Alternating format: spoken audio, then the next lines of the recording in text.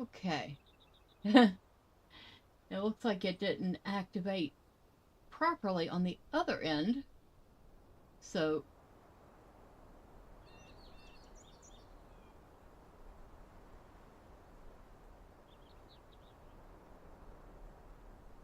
no, it should be. Should be live.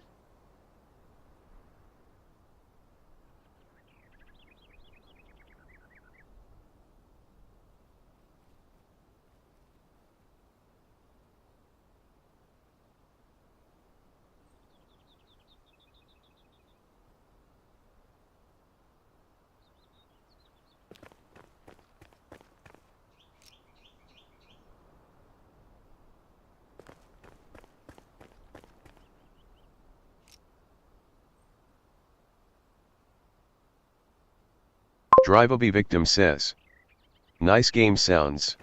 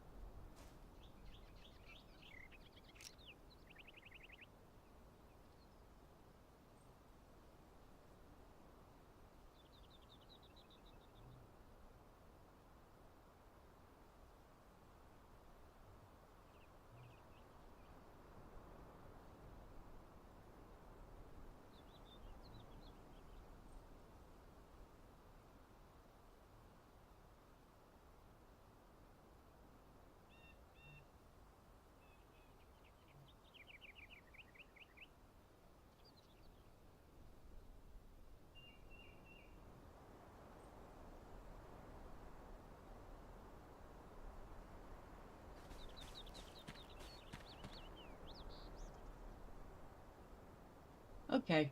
I was just made aware that I had muted my mic. So y'all haven't heard me for the past few minutes. And I've just been sitting here chatting my little heart out to myself, which is kind of funny. But I've also been told that there's an issue with chat. So let me go ahead and test that out real quick.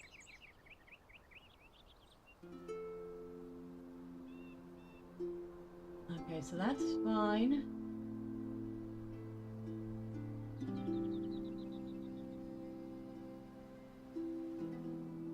Let me see.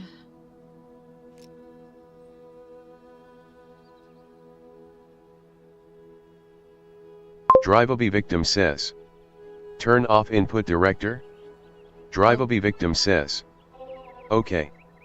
Drivable victim says. Hi chatterers. MS Bella Games says. Test. Okay, so it has gone from not working to working incredibly well.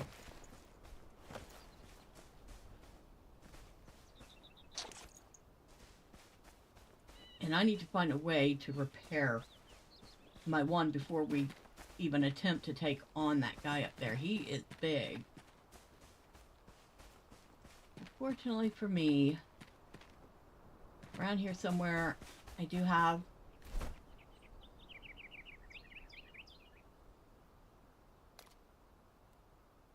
I will fast travel there.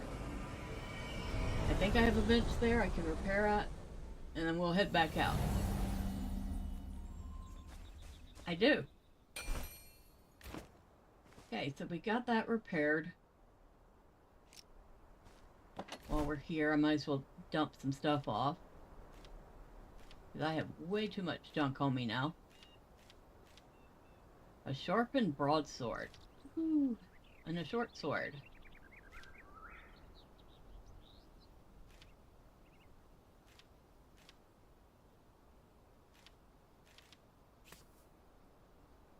There we go. That's better. Boy, we got a whole bunch of junk. Would have been a shame to lose it by dying.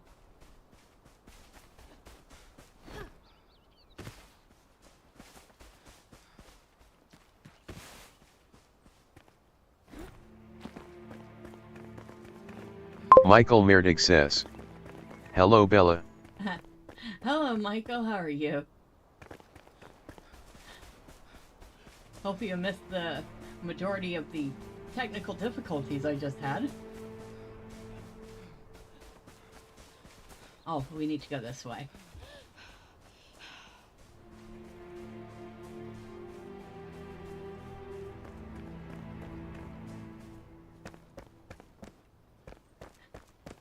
But yeah, it's been that kind of day. Technical difficulties have abounded, so have bureaucratical ones. Always fun.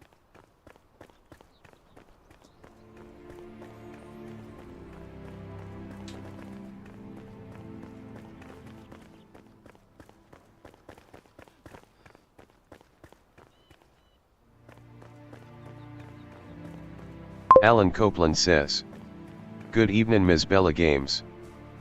Good evening, Alan. I hope you're doing well. I hope you've all had a better day than I've had. No complaining about it, because, you know, I woke up, I'm on the right side of the dirt, so that alone makes it a good day.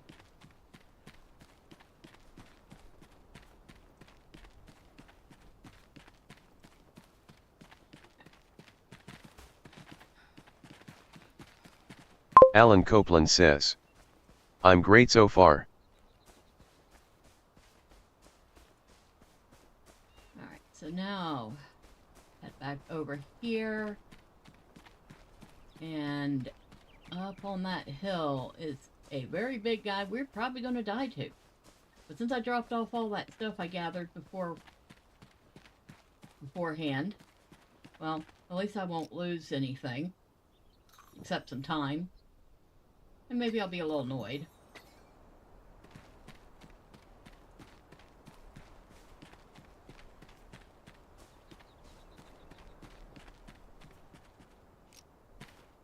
Huh, did I just... Is she just planning her behind?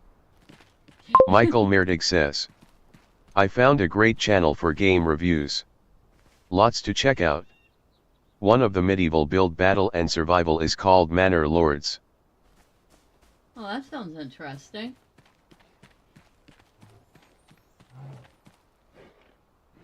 See that big guy? Now where is his healer?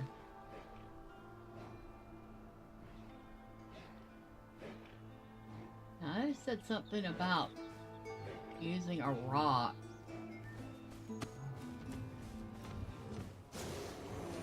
Well, too late.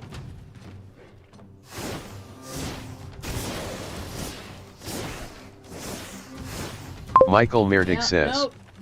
"Is that the Vuka?" That is a VUCA brawler. Yes.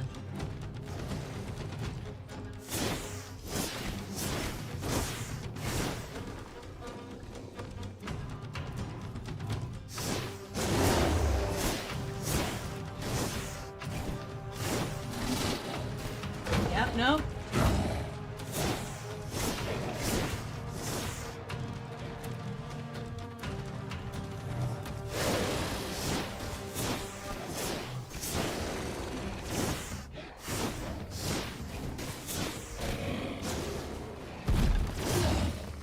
Oh, you are.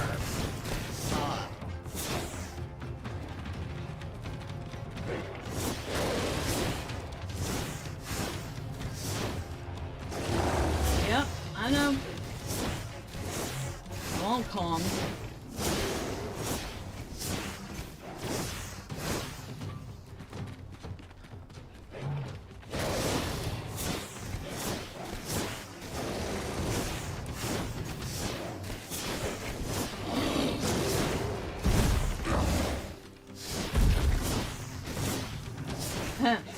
You don't go very far away from your base, do you?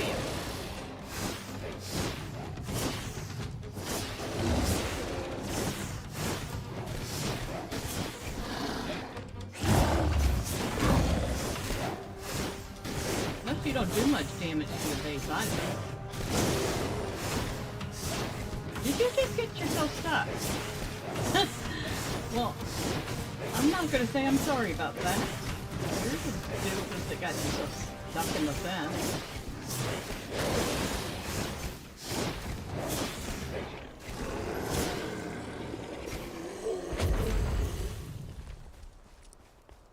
Okay.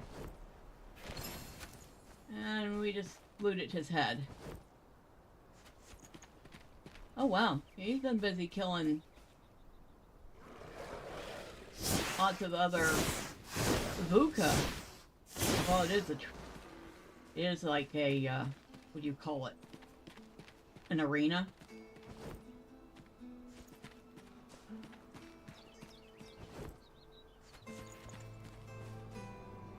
Take blessing? Well, I'm a little late for the Michael blessing Meirdig says, "Cool mutant King Kong, haha." now. Pretty much that's what he was. Mutant King Kong.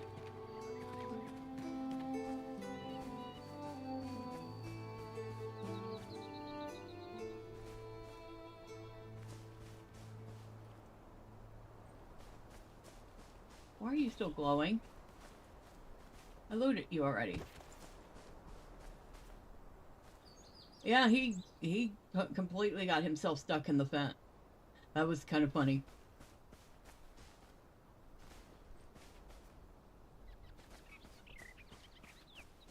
Like I said, I am not the least a little bit sorry he did that. Michael Meirdig says, "I did think he would chase you, however." I thought he was going to chase me a lot further than he did, but he didn't seem to want to come out of the training grounds at all. Tiny bit disappointed that it was that easy. I was expecting something a little more challenging. But like I said, he did it to himself.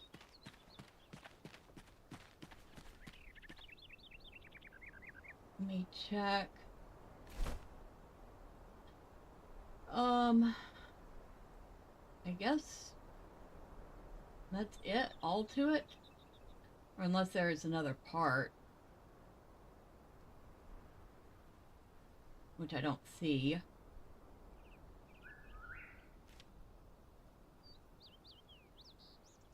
Alright. Buka ceremony. I guess that was it for now.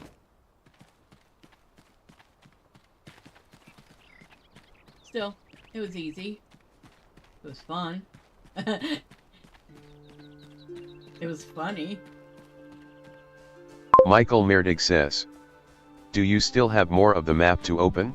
Oh, there's a lot more of the map to open, definitely.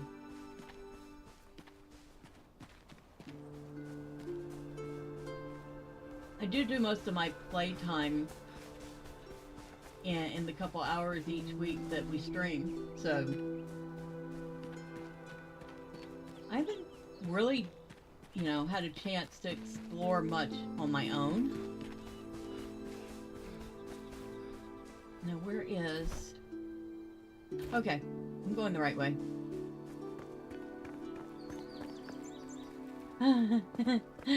Those are cute critters. And we've been there. Which tower is that anyway? Oh, it just says Ancient Spires, Low Meadows. We have done that, right? Alchemist Tower. Westcott. Okay, I need to go through the Rebel Woods for that. That's also going to the Rebel Woods. And this just says throughout the world. And we got hidden building blocks in Woodguard. The church in Woodguard.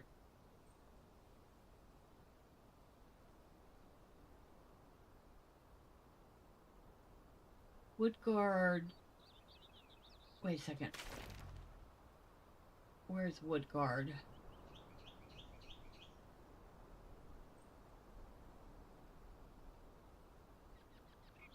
So I stand here like a doofus.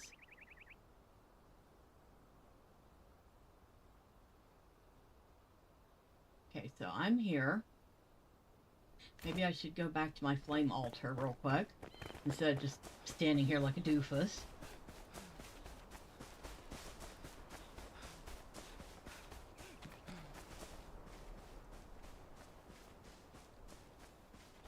And I put that around here somewhere. There it is. I see it.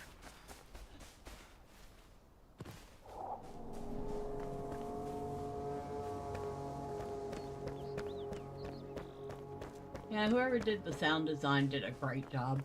Because that actually startles me every single time I hear it.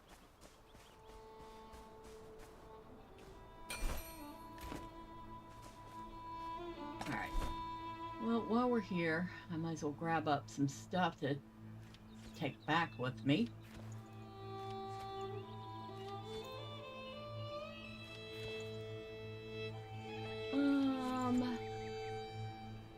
Just take back stuff that's like actually really important right now. The rest of it can stay. Okay, so hidden building blocks. Alright, so Woodguard is not far from home. Okay. Okay.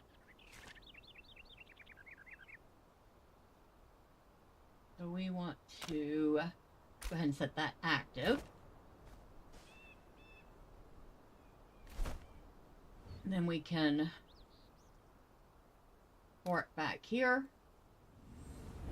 Drop a bunch of junk off and head back out. Conceivably. Perhaps I should sleep first.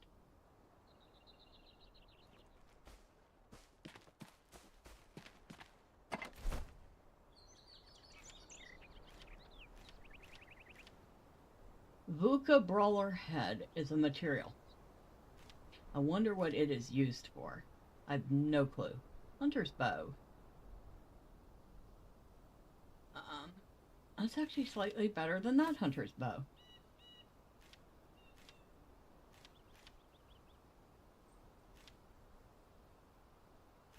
There we go. Put that junk away. While I'm thinking about it, because you can only draw from this well once a, well, 3 times per day. And then you have to wait for the next day for it to refill, for you to draw from it again. But if you do that consistently, you'll have a decent little bit of water, which I'm assuming would be pretty useful later. Oh, the church, which is right over there. So there are some building blocks hidden in the church.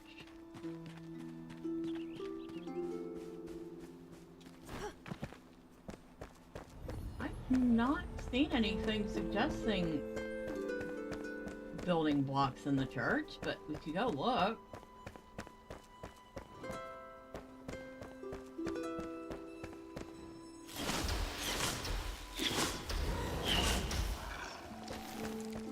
Michael Merdig says, does it ever rain during gameplay?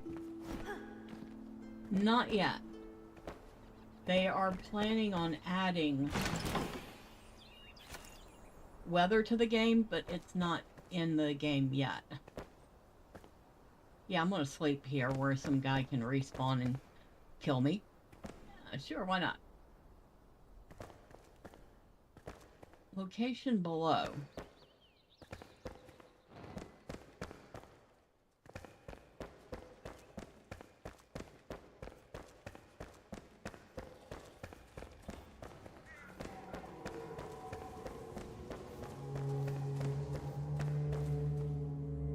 Oh, I should probably eat again.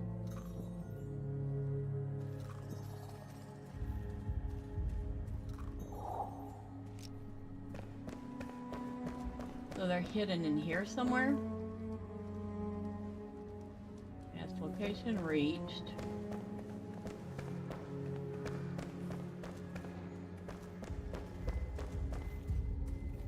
Michael Merdig says, would be interesting if all the undead came back to life. Haha. I think that's what some of these shroud things are. If you think about it.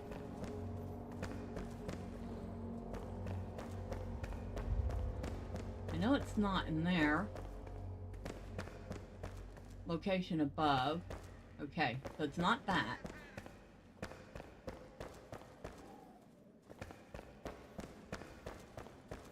Location above.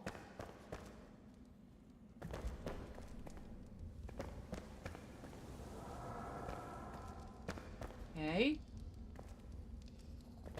Location reached.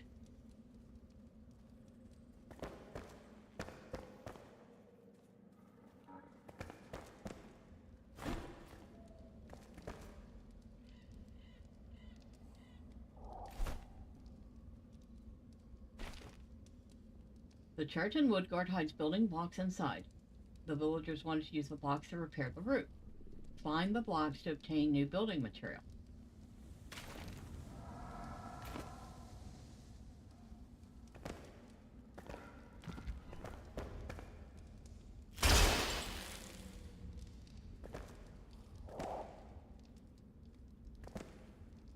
I saw the little spiders crawling up the wall when I broke the vase.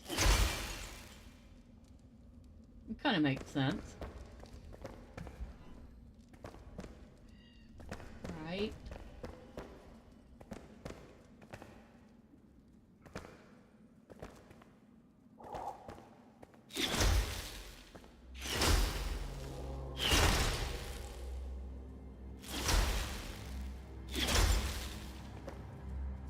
Okay, we must be looking for some sort of a secret entrance.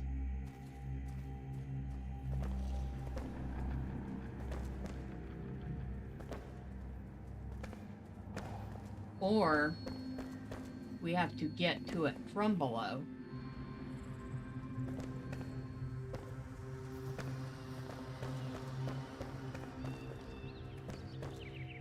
Yeah, because I come up here, it says location below.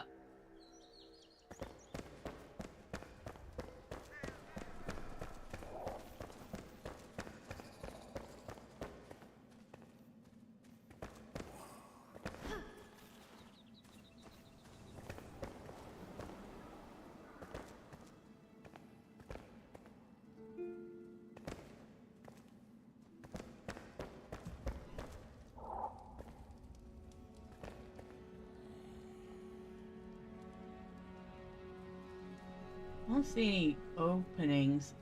I do see I would have fallen into here if I had broken in those bits of floor. Good to know. Alright, we're gonna open up those cells so we can kill those guys and look around.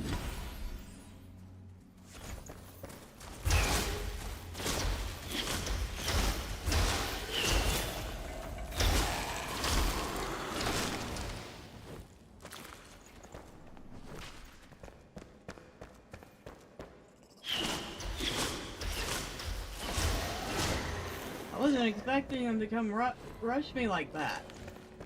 Grief.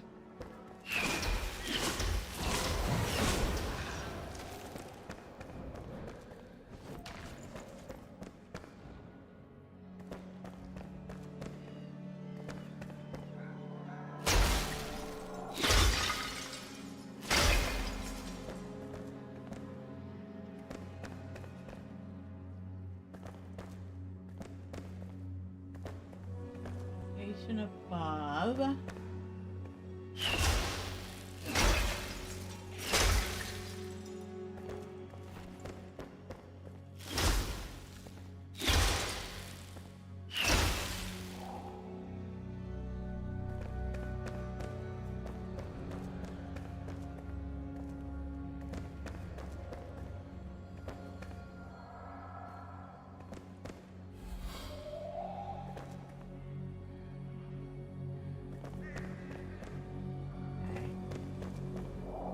Around here somewhere.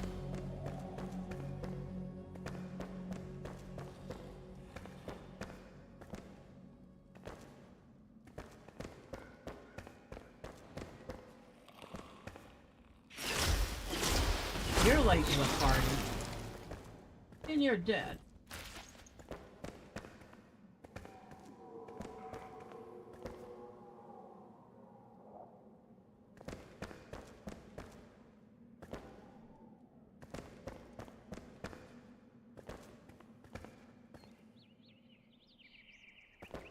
Okay.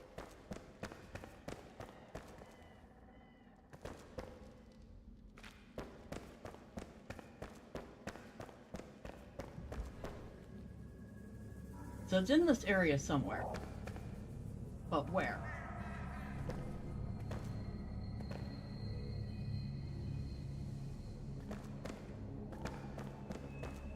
They bury them?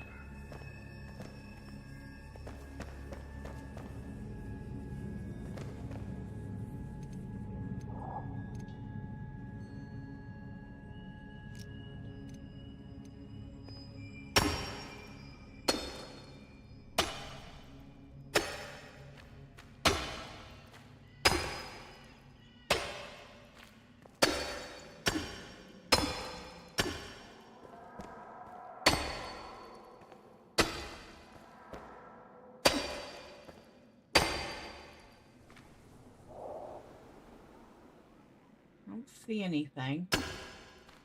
Except rubble, and more rubble, and more rubble.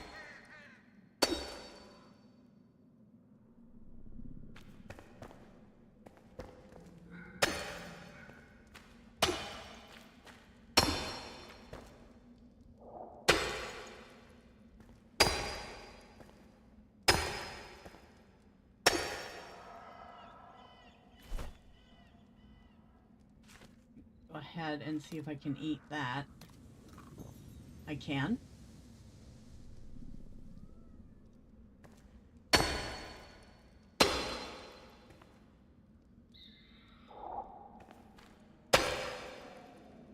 Nothing in there.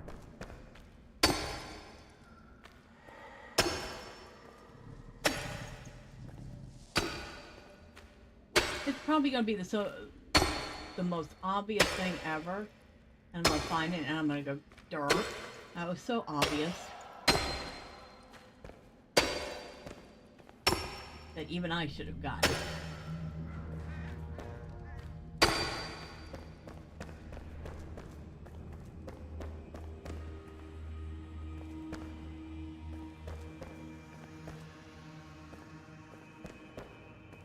I kind of probably should have brought a flashlight, or not flashlight, a torch with me.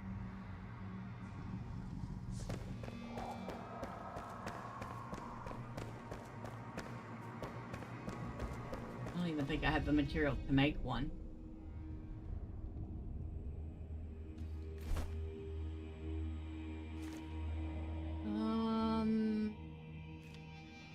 No, I would need a twig and plant fiber, neither of which I happen to have on me.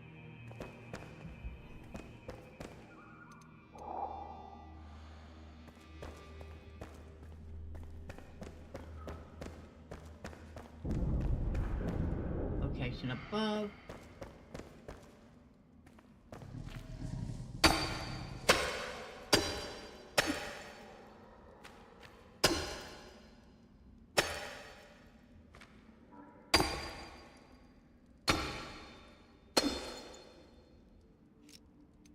Michael Merdig says, a firefly flashlight would work. No batteries needed. Right? Just like our firefly lanterns. What I'd like is, one of the things I like in Dragon Dogma 2 is that you have this lantern that you actually wear on your hip, so your hands are still free. I like that.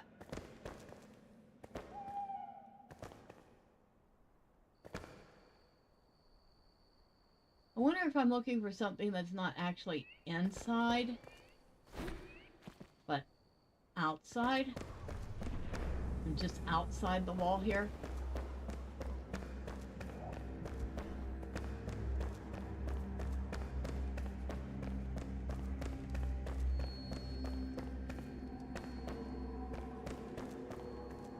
Oh, it's pitch dark. Hello. I come out and it's like midnight. And I'm like, oh yeah, that's right. Nighttime is a thing.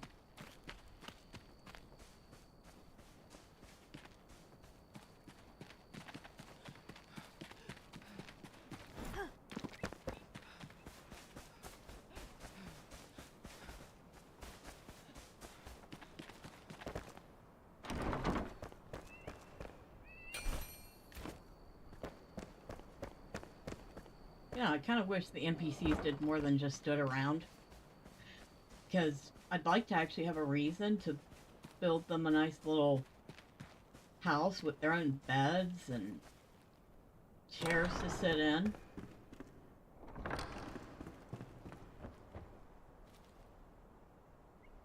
mean, I don't want to micromanage them or anything, but it'd be nice to have a reason to do something for them.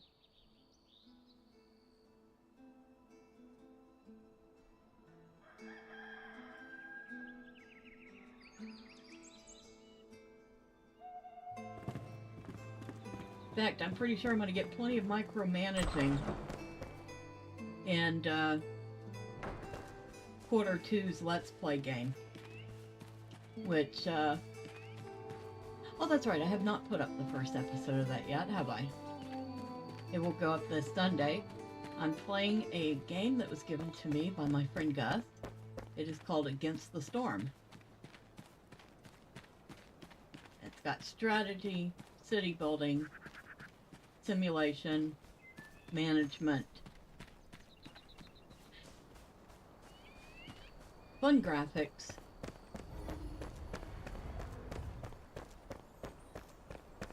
Yeah, see, I was off. It's not in the church itself.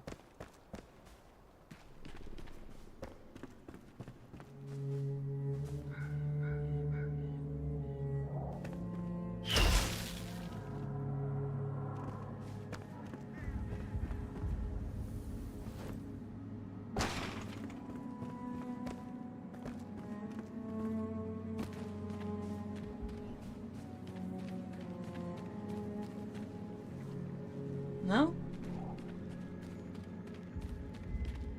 Well, while I'm here.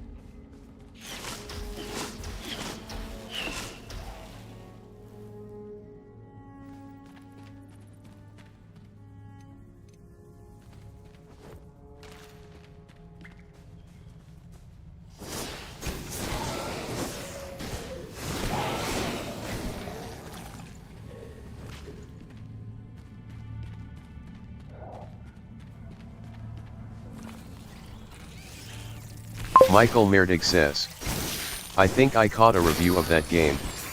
When I checked out knew that channel Bella.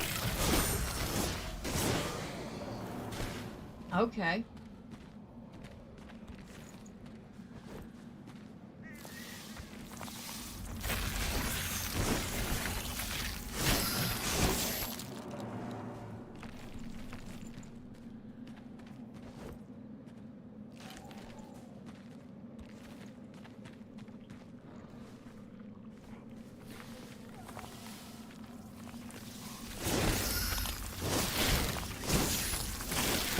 These bugs are everywhere.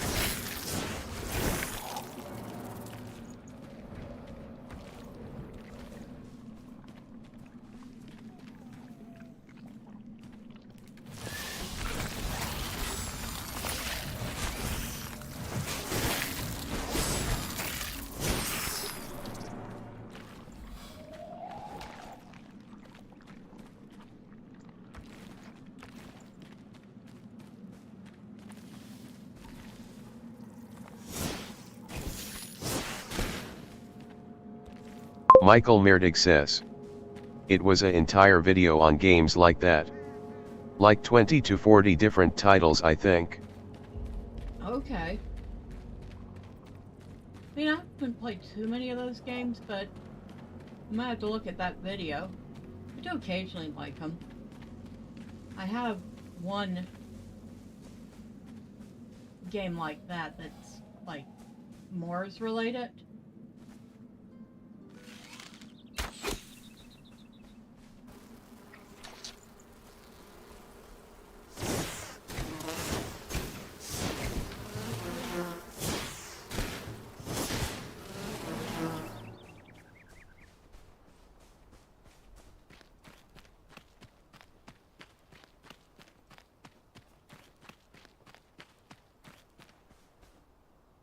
Huh. I made a big giant loop. Because of course I did.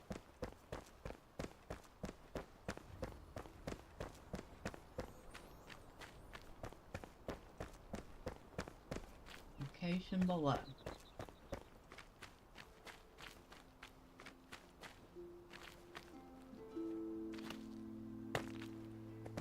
That mob returned yet? No? I'll take these books. Thank you very much.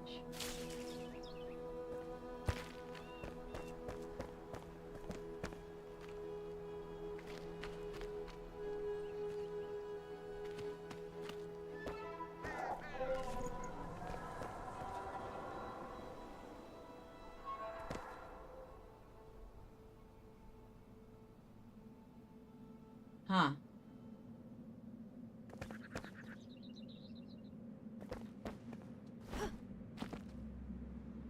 I seriously doubt I have to... I don't know. That's kind of suspicious. What do you think? Did I try digging it up and seeing?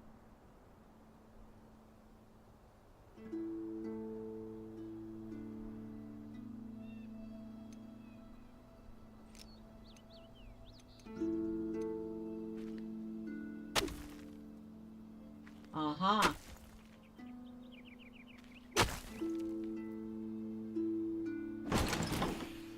Oh, nope, not it. I did get some fireballs, though. So I was right that it was suspicious.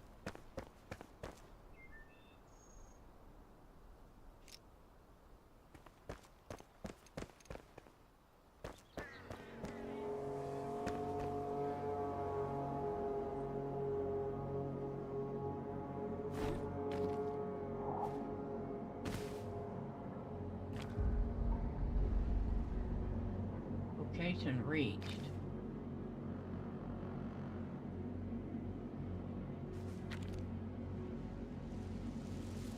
I do kind of wish it would give me a little more clue than this.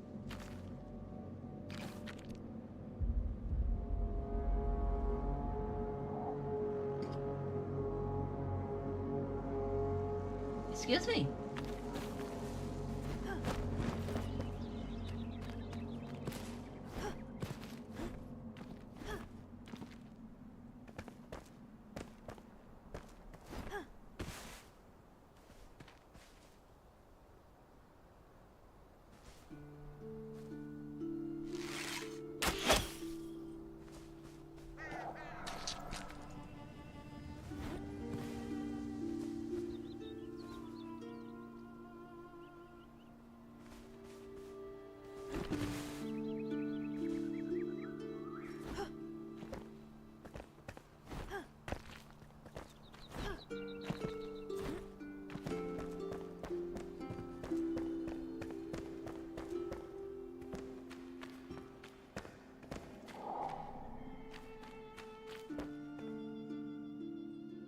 There?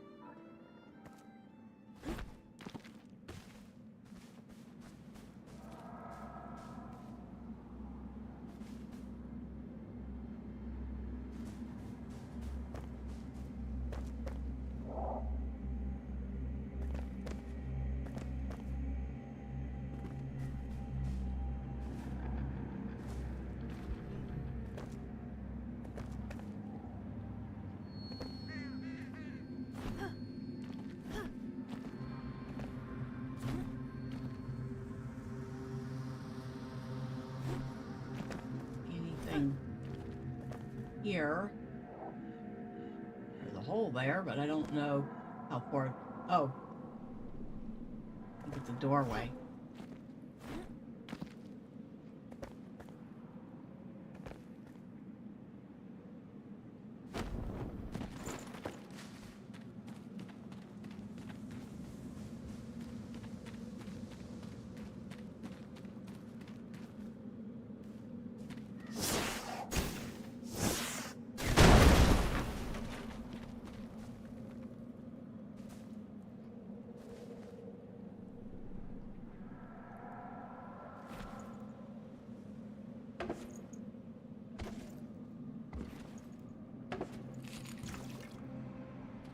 Nope.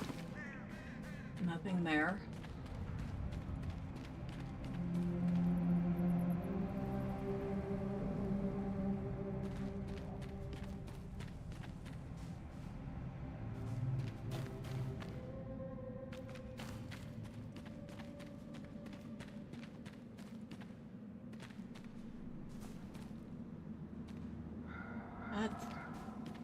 Interesting. This is annoying. I won't lie. This part is annoying.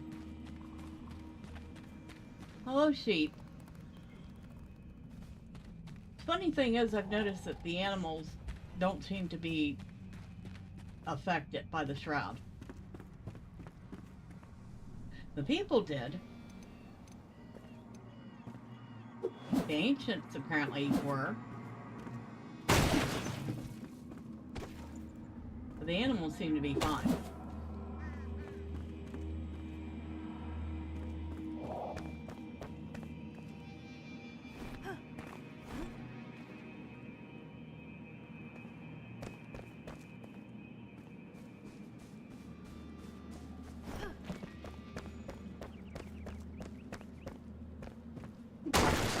Alright, I'm just going to start breaking things open. Oh, metal sheets. Well, that was worth it.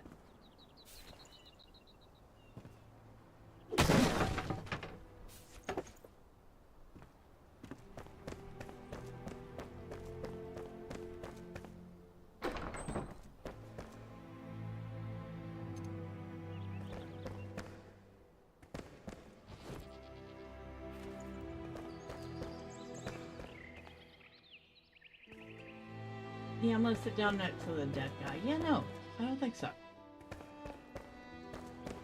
Although it is awesome that you can sit on things now.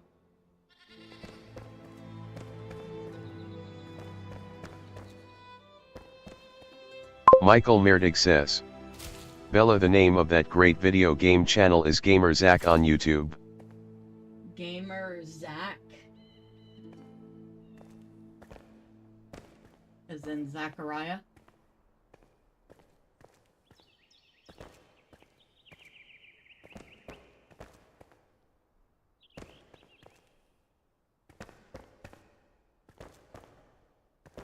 Should be easy enough to remember.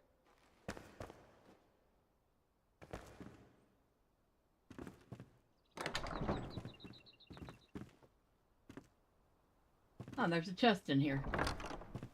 Well, if I wasn't being nosy, I wouldn't have found it. Only got some arrows out of it, but still.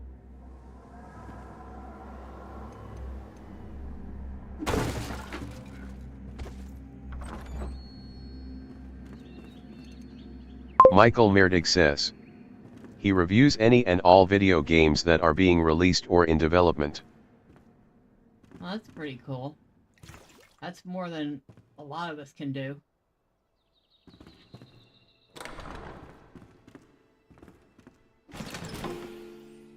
Fireballs. Oh, lockpick. Huh, I got a lockpick. Okay, I've read that. So, finish this. We know you left a note for your brother.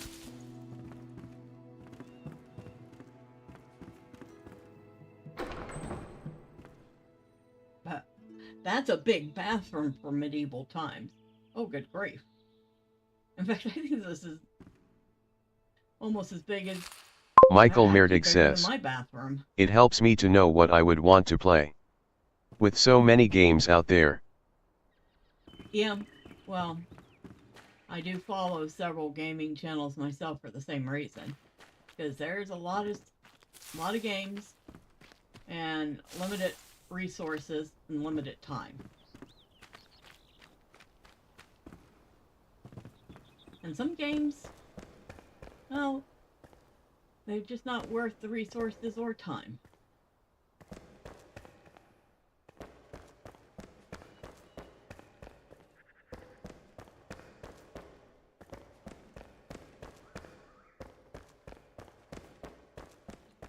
I've still not found this.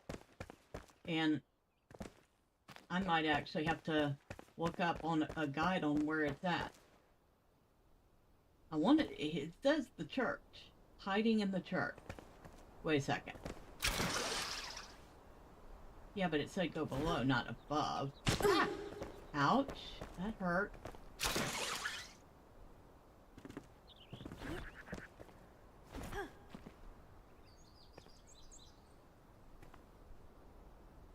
location below.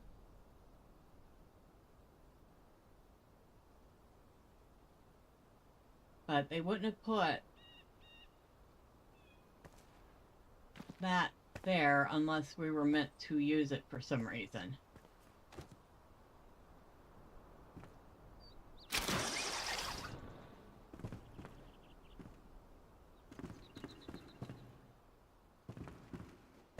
And there is something up here. Huh. Okay. Michael Merdig says, is this game from a new or smaller company, Bella? This game is from, give me just a second, I will tell you.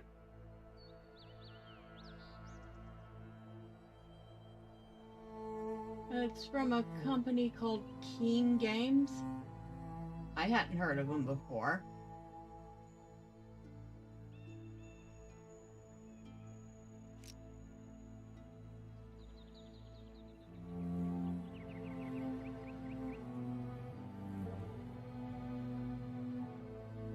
So let's take a look. King Games GmbH, whatever GmbH stands for. Looks like the only other game that they have on Steam aside from this is a game that they put out a few years ago called Portal Knights. Yeah, it came out in 2017. It has very positive reviews. It's kind of got a cutesy look to it. It's an action RPG, single player, shared split screen, co-op. But yeah, it looks really cute. Looks like either low poly or voxel graphics. It's also got like a metric, well, no, not really a metric ton of DLC.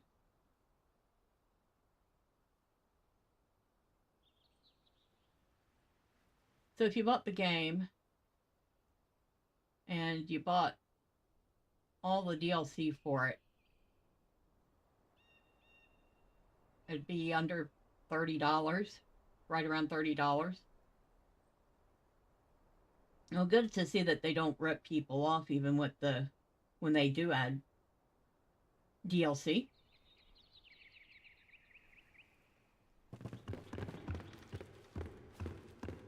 But yeah, that's their only other game.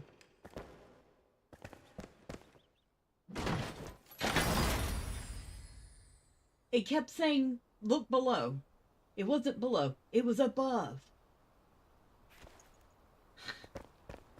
Okay, we found it. Don't trust the directions. That's all I'm saying.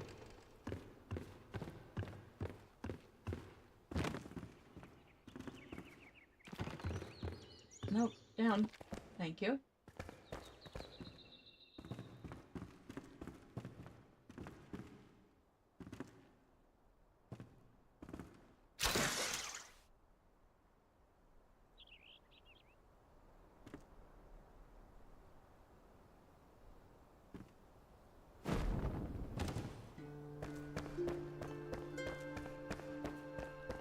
Alright. Well, that's done. And what did we get anyway? What did we work so hard to get? Stone shingle roof blocks.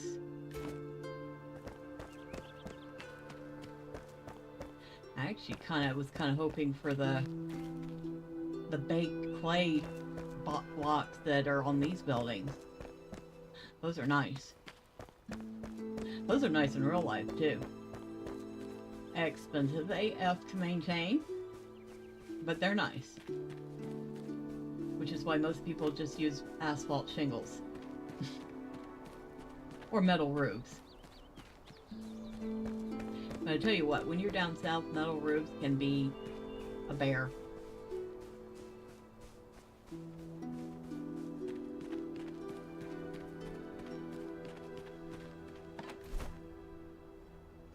What else did we get? Some flower soil. Ooh, fancy. Bird. We got so much junk.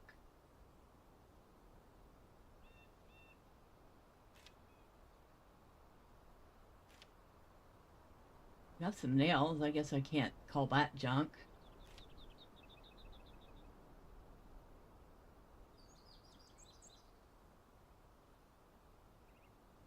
I actually have to put stuff away properly.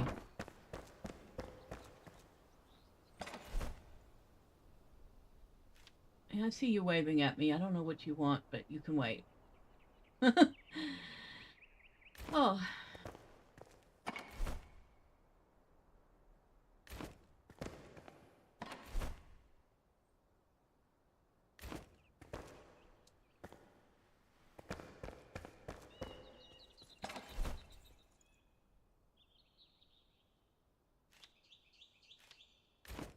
So, let me know. What is a game Michael Merdig says. Like the cult sang like a cat on a hot tin shack, haha. Yeah. What type of games are you looking forward to this year?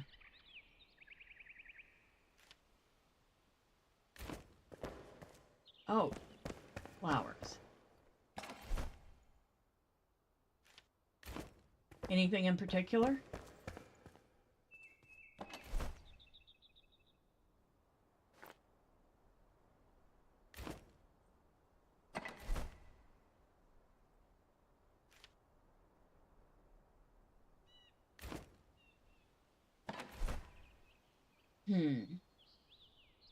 Ah, books.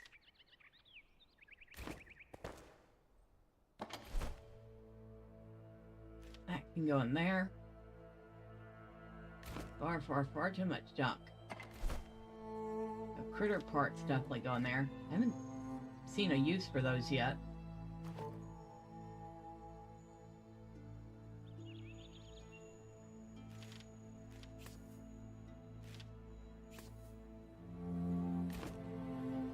Michael Merdig says.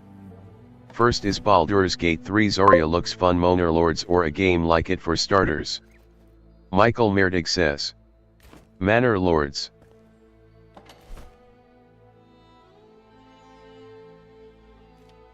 Okay. Nope, we don't want to put that in there. Where did I put the metal at? Oh, I know where I put it at. I think I used it when I was working on building. Alright, let's see what this roof piece looks Michael like. Merdig says. I am at RPG sports games mostly. Okay. I'll admit I don't know much about sports games. I haven't played too many of them.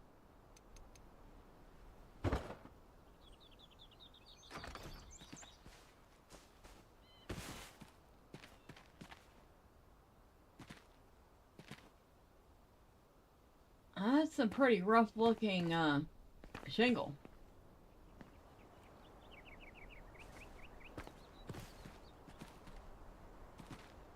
But still, I am wondering.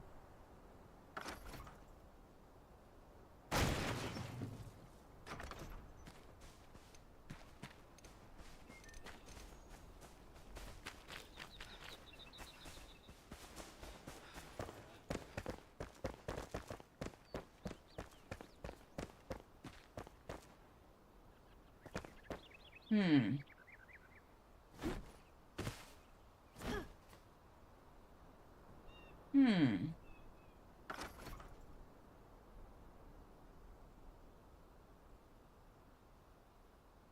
Okay.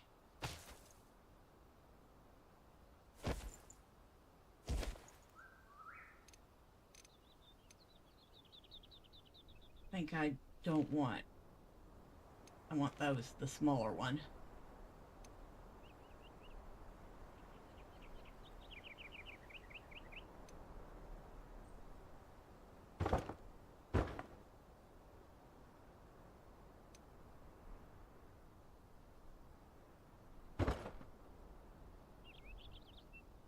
Okay. So which one do you think looks better? The grass roof or the shingle roof? I'll let y'all decide.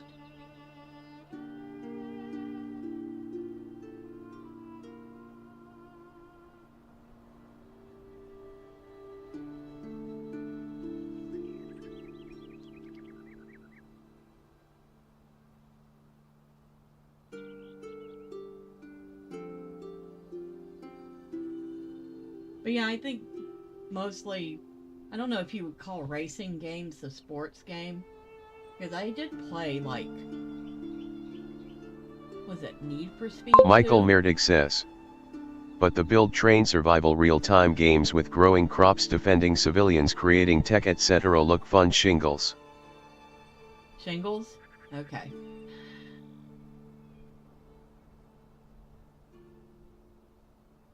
That's a lot going on in one game.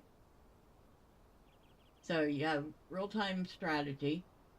You're growing crops, defending civilians, creating tech. Well, I guess you're kind of doing the same thing in Against the Storm. You might be interested in, I mean, my first video for Against the Storm goes live Sunday. Michael Merdig says. Seen the movie Need for Speed, have not played the game, haha. I'm pretty sure it was a Need for Speed game. Or something like that. I do remember that you racing through the city streets and you have to avoid the cops and everything. It was a long time ago. It was fun. My favorite racing game, and this is just going to show you how old I am. Okay, I have two favorite racing games. One was one I played incessantly in an arcade box at the arcade, and that was Spy Hunter. That game was fun.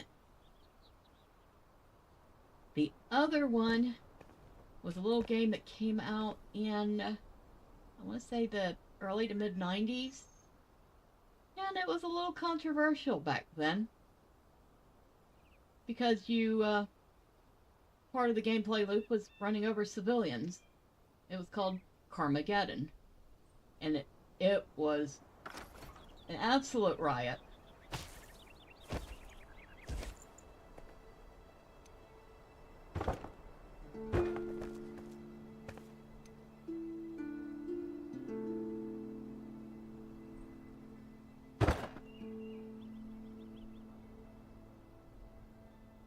There we go.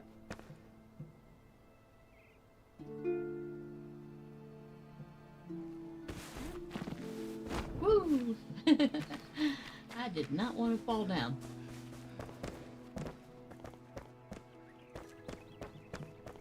Michael Merdig says. Yes, Into the Storm seems like that type of game, Bella. Yes, I remember that classic arcade pole position. Pole position was good too. I think I played Spy Hunter more than I played pole position, but I remember pole position.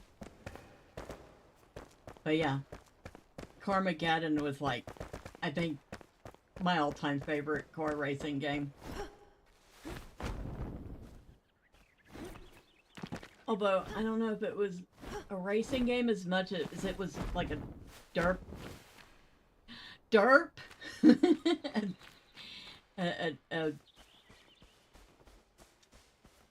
What do you want? What do I want to call it? A destruction derby?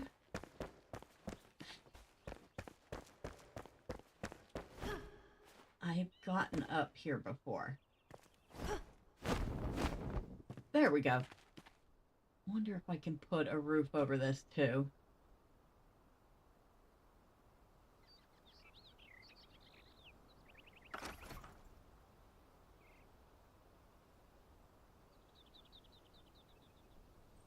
Maybe? I don't know how good it'll look.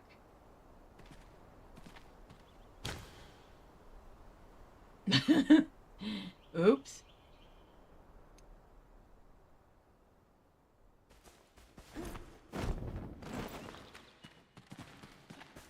You know, I should just grab the scaffolding and do this.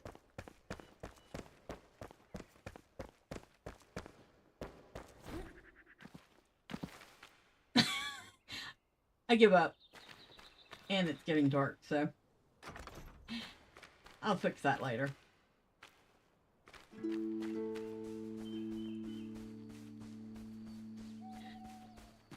I think the only other thing I played that was remotely a sports game was Tony Hawk Pro Skater 2.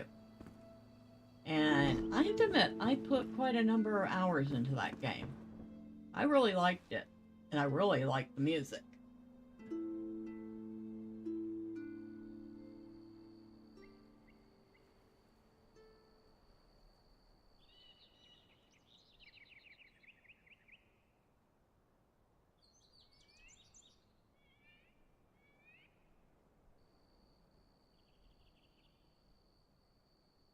Michael Merdig says, did they make a Carmageddon into a movie? I don't think they did. Hold on. Let's take a look. I do not think they ever made Carmageddon into a movie.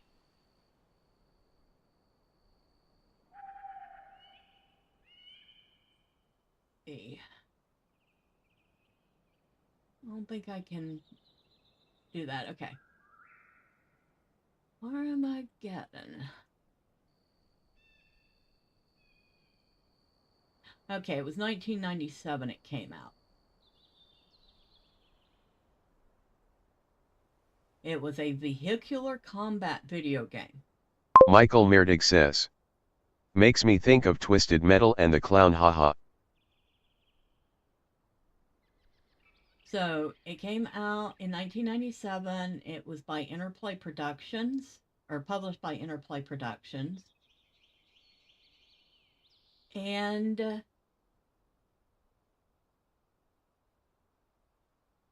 there were iOS and Android ports of the game released in 2012 and 13. It says the player races a vehicle against several other computer-controlled competitors in various settings, including city, mine, and industrial areas. The player has a certain amount of time to complete each race. More time may be gained by collecting bonuses, damaging competitors' cars, or by running over pedestrians. Races are completed by either completing the course as one would a normal racing game, wasting all the other race cars, or killing all pedestrians on the level.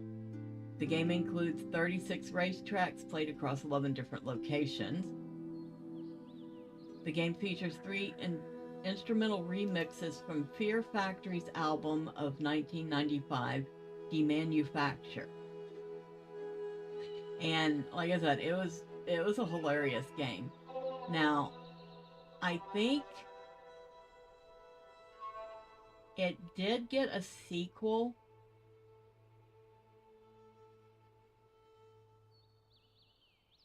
but the sequel didn't do as well. And I think part of the problem was that they decided it was too grotesque to be running over actual people, so they turned the people into zombies or something.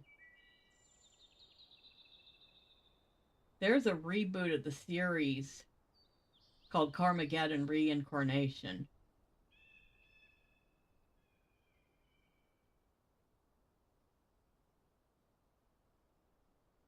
All right, let's see.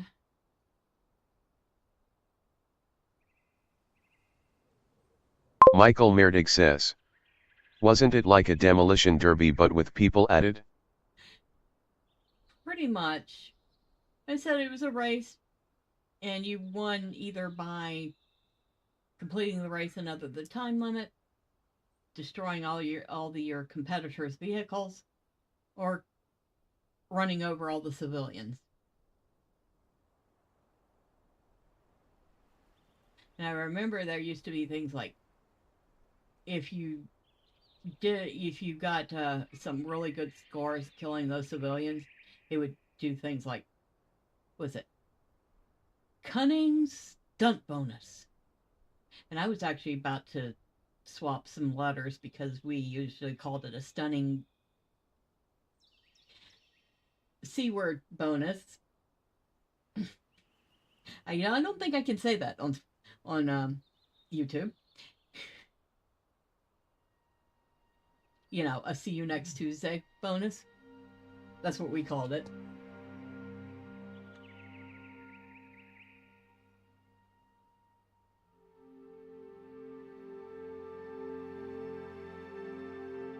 But yeah, it was a hilarious game. It was definitely worth playing.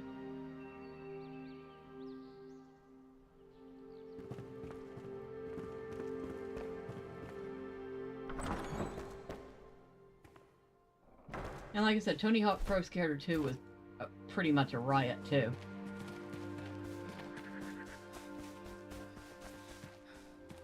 I'll be honest, I kind of quite frankly sucked at Tony Hawk, but I had so much fun with it. I think I almost got adequately decent at it.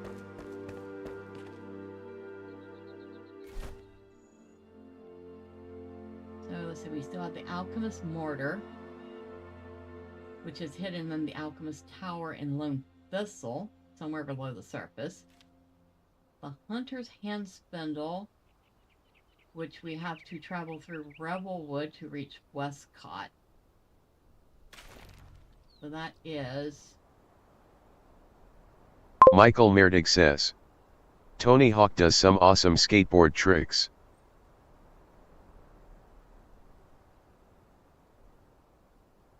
Well, yeah, he was,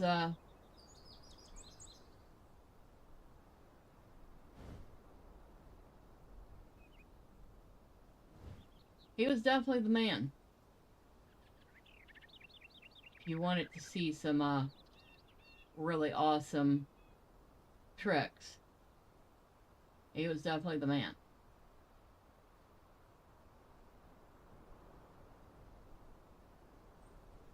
Trying to see.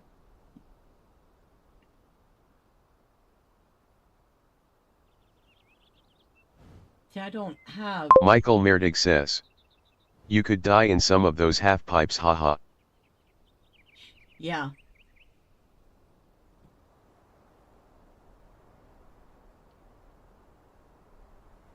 I could go look and see if I can't get there. I think I tried to get here once and couldn't.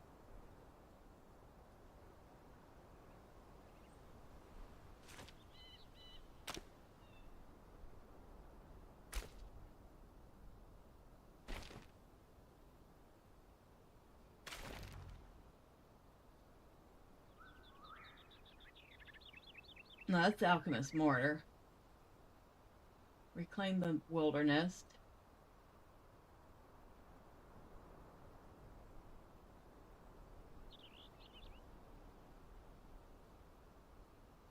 Obelisk Research. Oswald Ender's Chest. Lone Thistle. We'll still go here and see what we can find.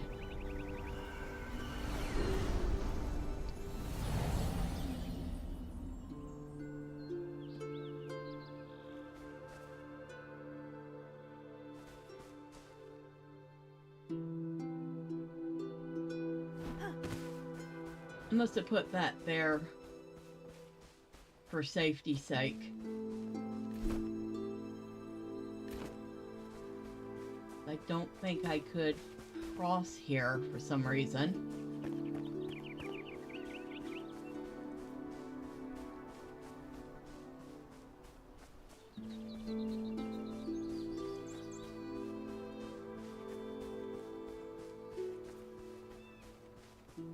Okay. Where are we headed? Michael Merdig says, do you play games like Spider-Man 2, Bella? Like Spider-Man 2? Not really. I mean, there are some games that I actually prefer watching people play over playing myself. So, I might watch somebody play Spider-Man, or I might watch somebody play one of the more gruesome zombie games. Which is kind of funny because I own a couple of those myself. But I don't necessarily tend to spend a lot of time playing them. I'm more of, well, I like my MMOs, I like my RPGs, I like my survival games, and I like bullet hell games, or I guess roguelikes. Actually, turned out I really, really enjoy those. So I love games like Deep Rock Galactic Survivor, Vampire Survivors, Rotado, stuff like that.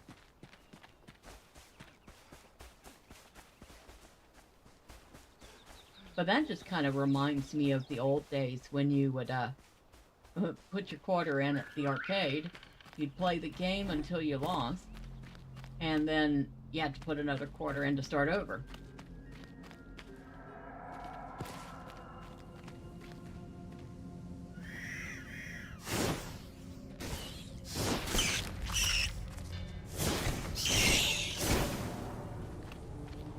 You stinker. What's in here? A dead body and a fire.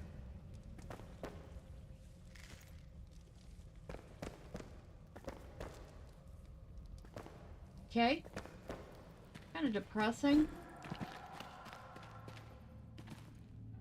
Why does it want me to go up there?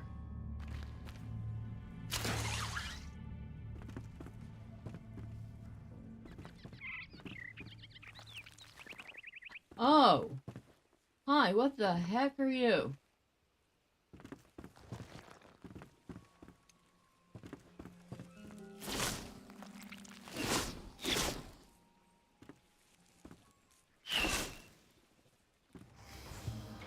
Yay! Oh, wow. What the heck is that?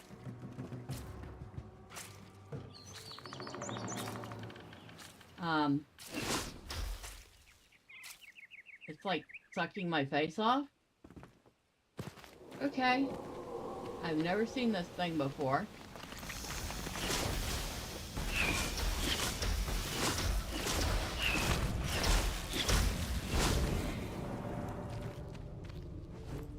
Poison sac.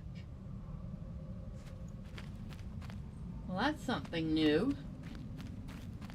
Slightly disturbing.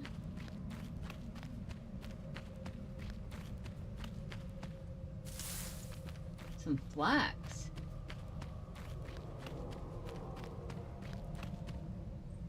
What's this?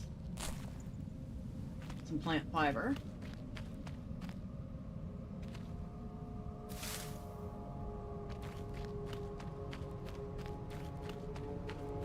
Okay, for some reason I don't think we're in Kansas anymore.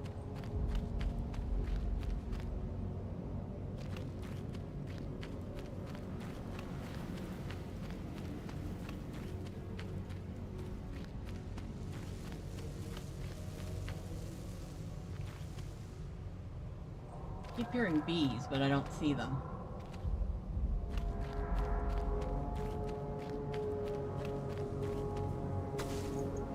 Some chamomile. Well, hi, we are definitely in a new spot, aren't we? I am finding all sorts of things I haven't seen before.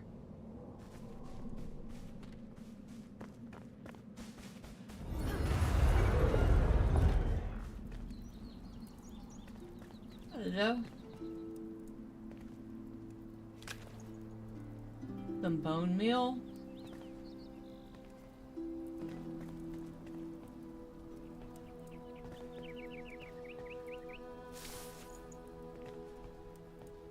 I'll grab those twigs just in case I need to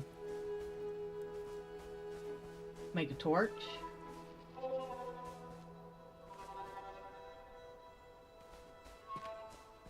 I think it was twigs and fiber, wasn't it?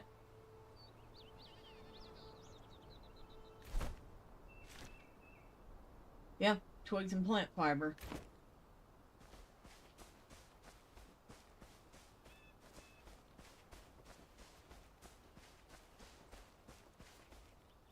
Alright, there we go.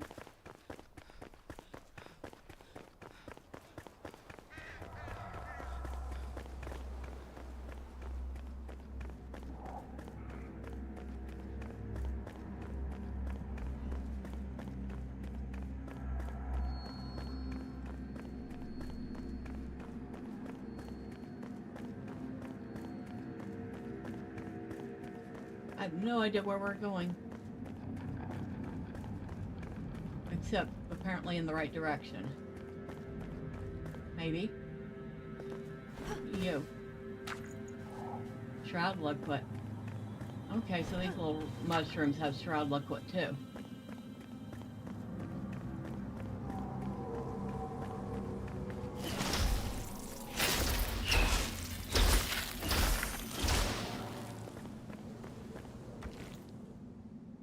Okay, so we have to be a little tiny bit careful here.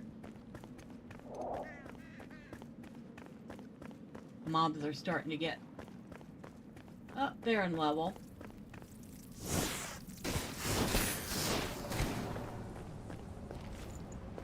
Fireworks on the insects at least.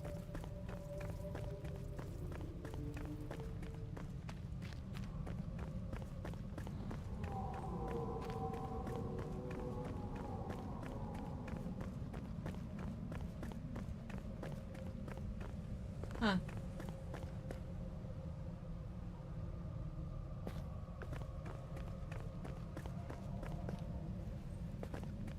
Used to be a crossing point for different towns.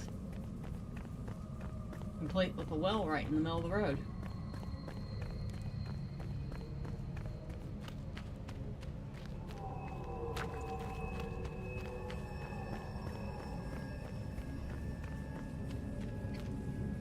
Well, there's another one of those.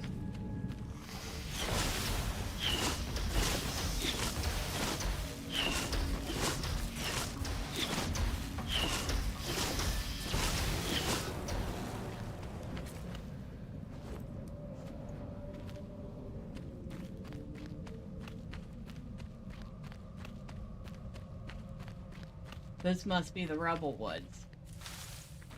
Or we're at least close to it.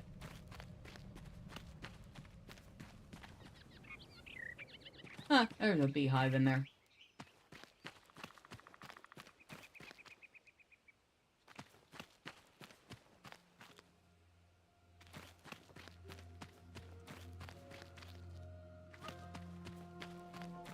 Ooh, what's this? Is it something I can mine?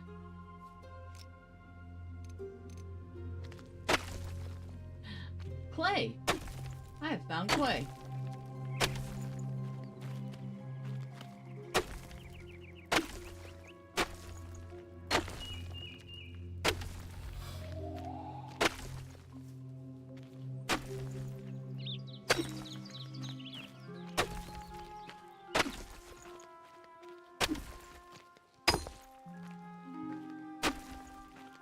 Michael Merdig says, "You found a new area?" It looks like it, yeah. But I've never seen clay before. And I've certainly never seen those flowers that keep covering my face in some poisonous goo.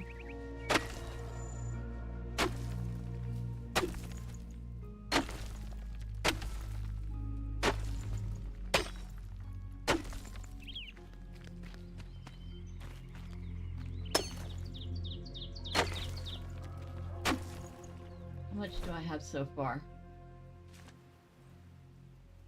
Only 30 clay? 30 lumps of clay. Well, I'm gonna get at least a stack of it before I move on. At least now I know where to go for it.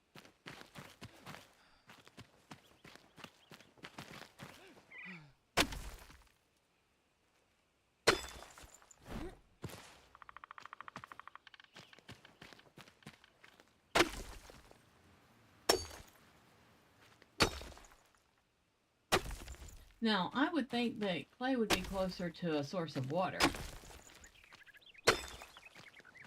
which is something else they're supposed to be adding sometime in the next year, is water. Because people had already noticed and pointed out that there doesn't seem to be any water in the game, aside from what you get out of a well.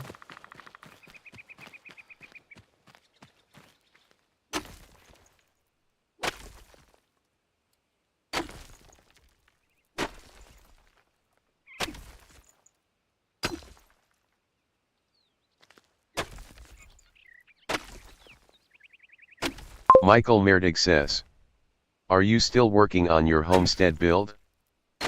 I am complete with playing around with building a hobbit burrow, which is probably not going to look that great, considering it's the first hobbit burrow I've ever built.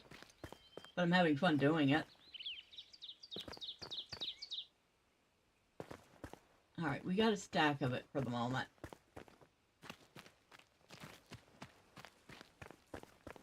There's another one of those things.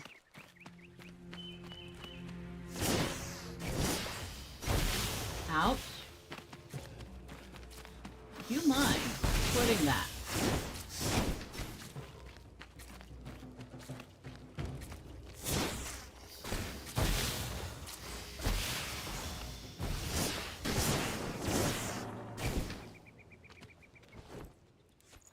I don't know what the poisonous sacs are for, but I'm certainly getting a few of them. So far I've found chamomile, I found poison sacs, I found clay, I found flax.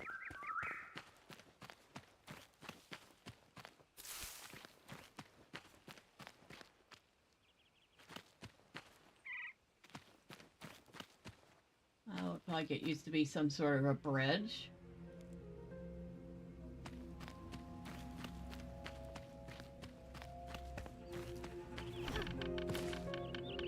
Kind of reminds me of the Braylon Bridge, except smaller.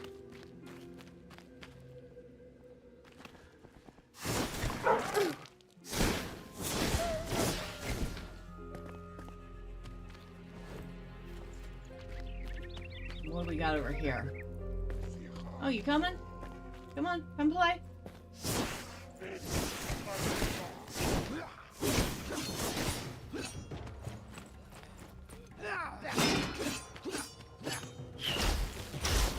Michael Merdig says, one of the build survival games is with dwarves. I can't help but think Lord of the Rings LOL. Well, I know there was a Lord of the Rings Return to Moria game, but it was only on the Epic Store. So I'm waiting for it to come out on Steam because I would really like to try that one. Ooh, what's this? Indigo plant. Oh, hello. Michael Merdig says, under the mountain maybe? Under the mountain? I haven't heard of that one. Although that definitely sounds like a dwarven thing. Oh, hi.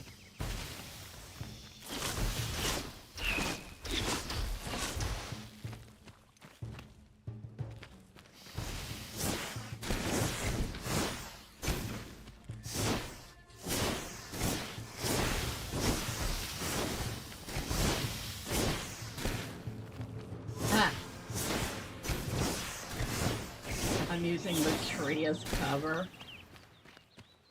Because apparently it can't shoot through the tree. Oh, I think I accidentally destroyed the flower I was trying to pick. Well, shoot.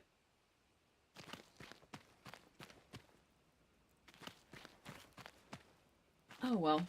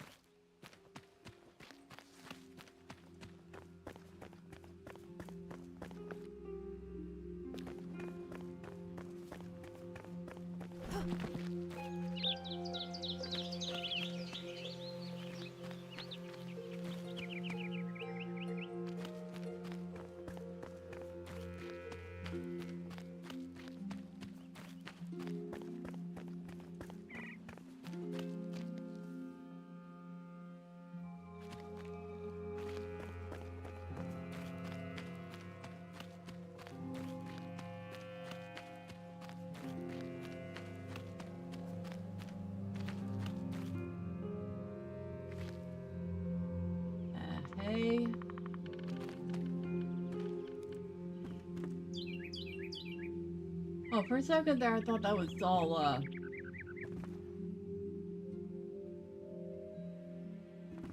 skulls. It's not. Big old pile of clay down there. A good thing to know if we want clay that badly. Another one of those things. Ouch.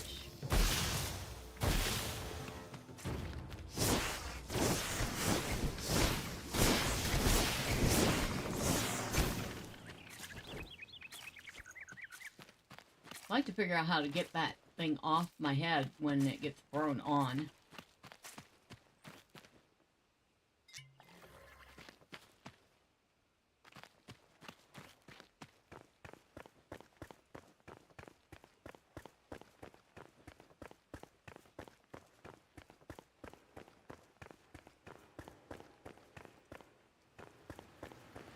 Another flame sanctum.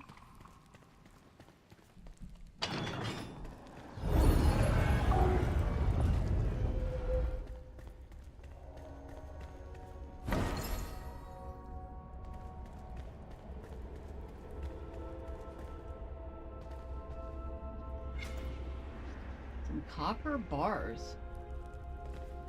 Oh, hi, I'll take those. That sounds incredibly useful. Anything in there? Nope.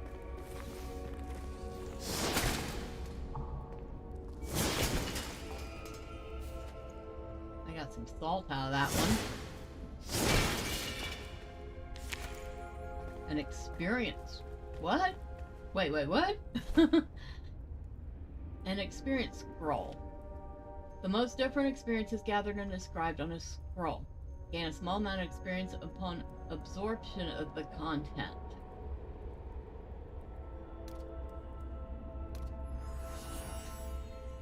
So I got me a little extra XP.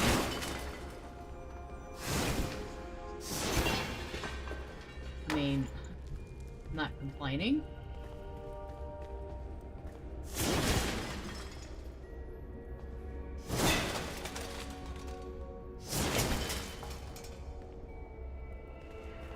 That's it, huh?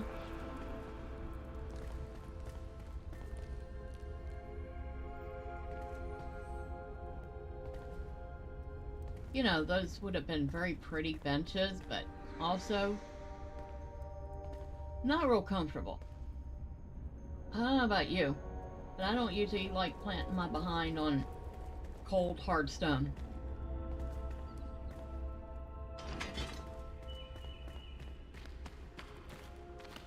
I like how they tuck these away in little valley type, grotto? But yeah, they're kind of tucked away like they're supposed to be safe. I guess they might have been safe once.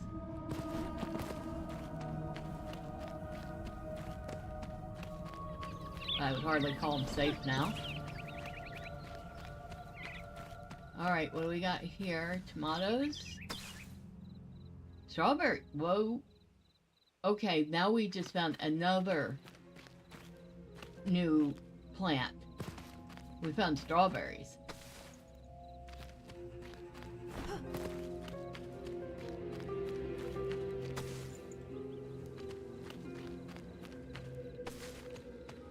Well, this has been a good run. I see you hiding behind that big old tree.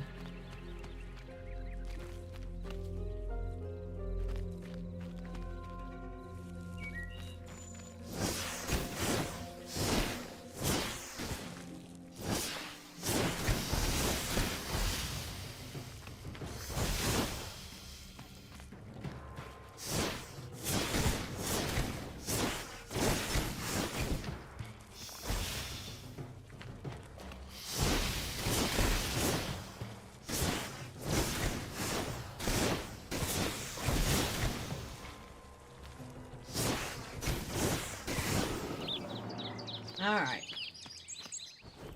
Thought thought it was going to be slick and hide from me, but I used the landscape against it. Ah!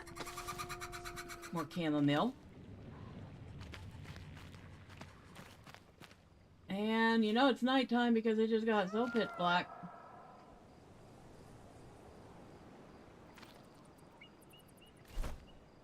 Okay, crafting. Now would be a really good time for that torch. And we're just going to go ahead and put that there.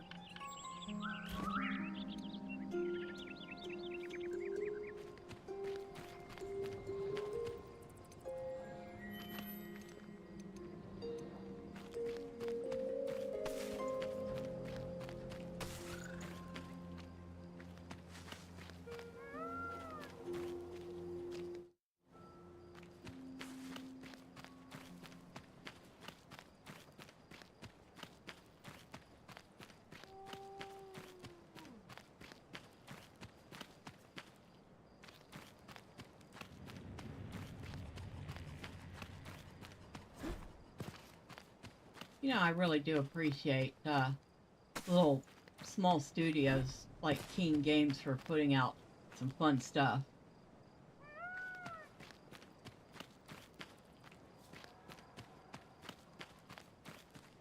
Seems we should be thanking quite a number of indie studios for filling the gaps that have been left behind by what should have been much more popular games.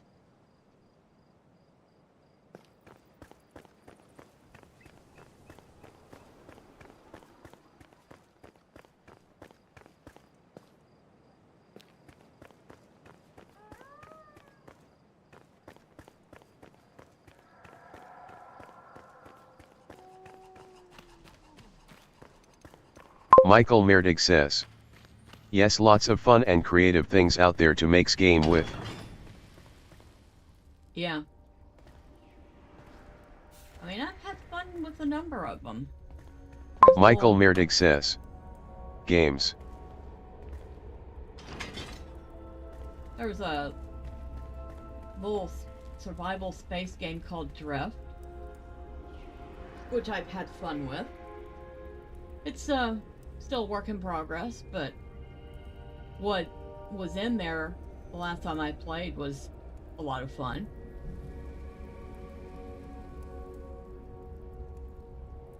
Obviously, I'm playing Enshrouded. I've tried Last Epoch, and that's pretty fun. I don't know if you technically consider that an indie studio, maybe a AA studio.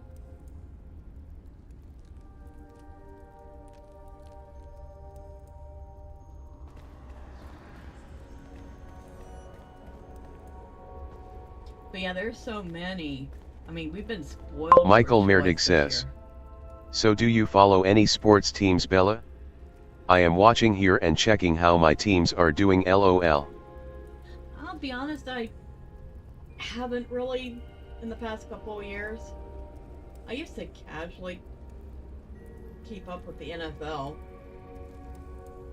I mean, I have a couple teams I like. The Eagles, the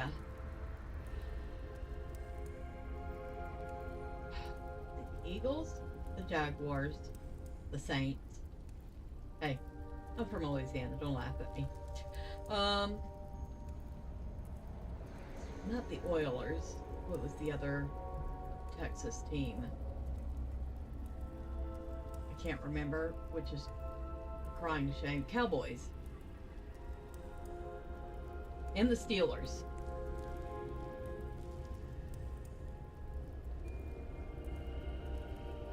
Basically, Michael Merdig says.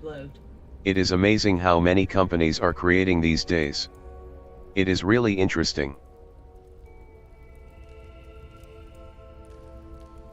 It is. And like I said, there's been a lot of choice this year. Oh, excuse me, I need a sip of water.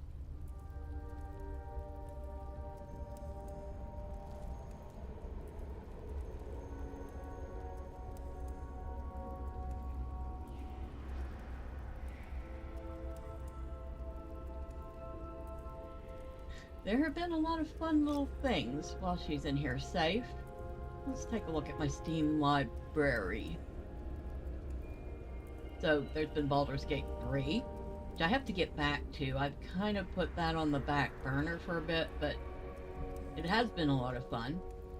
There's a bullet hell game called Blood Dome 99, which has got this fun, funky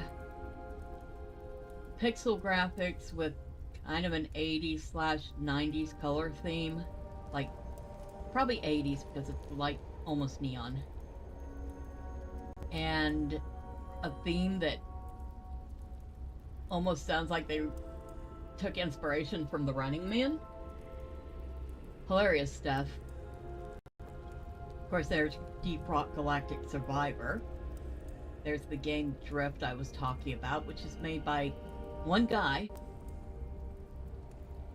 which is why it's really slow going on the development. No, wait. Is it one or two? No, Planet Crafter is done by a very small team. That was fun. And they're still working on it. They are actually releasing in a week the full release of Planet Crafter. So they should be adding some good stuff on the release. Oh, Raft. Raft is a fun one. I don't think they're a big studio either. Called Red Beat Interactive. Published by Axolot Games. That one has been finished for a while. It came out 2 years ago. But fun stuff. Small Land is another one. That was a good one. Grim Dawn came out years ago, but I just got into it, like, for real got into it this, like, in the past 6 months. Really good. I Am Future needs a little more work and is definitely still early access, but what's there was fun. I'm waiting until they add more though.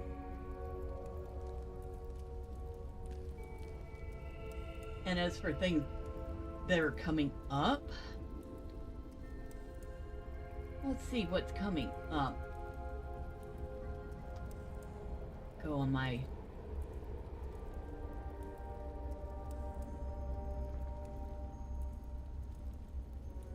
here's one that is never listed when it'll release. It just always says coming soon.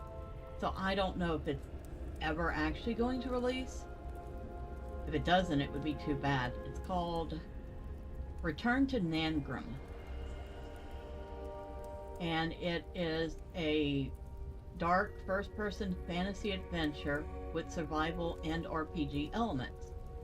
And you're playing as a dwarf in an abandoned world.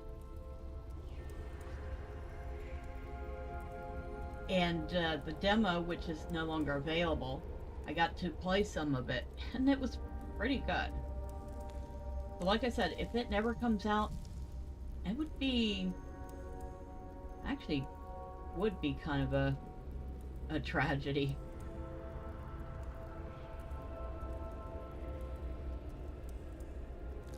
What else we got? Something called Blood and Mead. Michael Merdig says, anything that is Star Wars Star Trek like sounds fun. StarCraft where you battle space alien bugs in real time was fun. I think Blizzard is gone now. Oh, Blizzard's definitely not in a good place. I'm certainly not going to be trusting anything they put out for a while. But we'll see.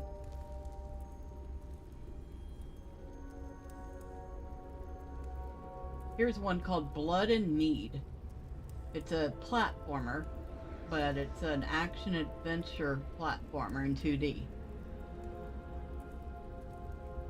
Looks kind of fun. Oh yeah, Dune Awakening, which is not a small studio.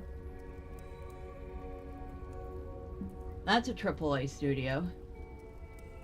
But the game itself, I'm keeping an eye on it. Because the world of Dune, being able to play an MMO in that would be pretty interesting. Almost as interesting as a world set in, or a game set in the world of Pern. Now that would have been awesome. Of course, it's never going to happen. Still.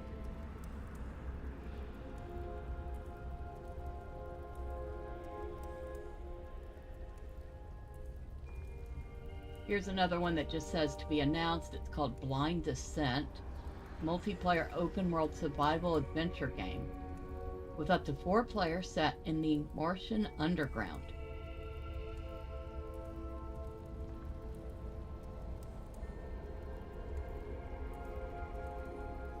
And these are just things off of my wish list, which half the stuff I put on my wish list I'm just keeping an eye on.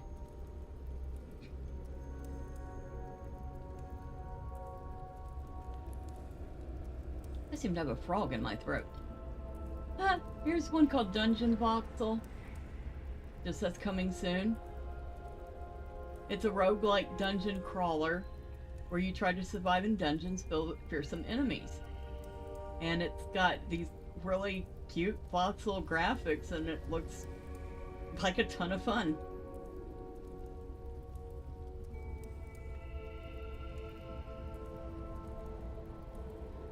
Well, I'm looking to see what else I have. Of course, looks like Frostpunk 2 is supposed to be coming out.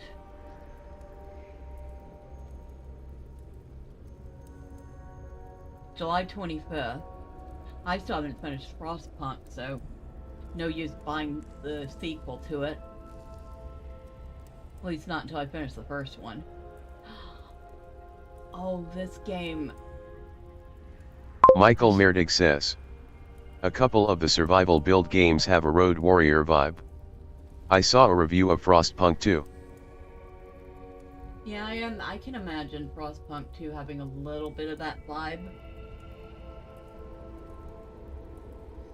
This game here, I really want to play it when it comes out, but at the same time, I know it's going to make me cry. It's called Copycat, and it's about an adopted shelter cat who ends up getting ousted from her new house and replaced by, well, a copycat.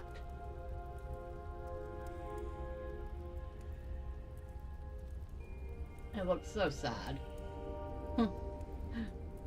But I still want to play it so much. This game here, Aloft, that is one I've been looking forward to for almost 2 years now.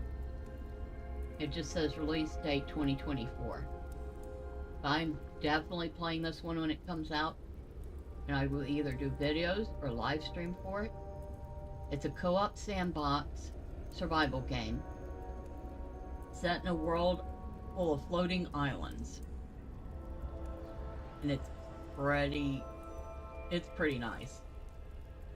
I've played some of the demo and I've really enjoyed it.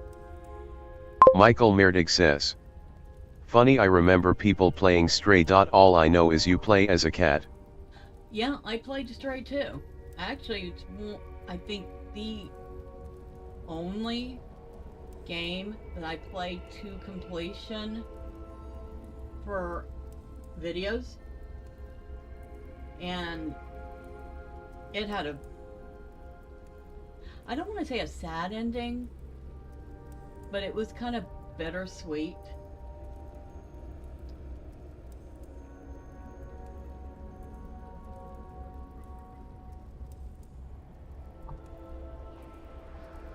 seeing if there's anything else. I mean, there are a couple of cute things like Odd Sports, which was, I tried the demo of that. That was kind of fun.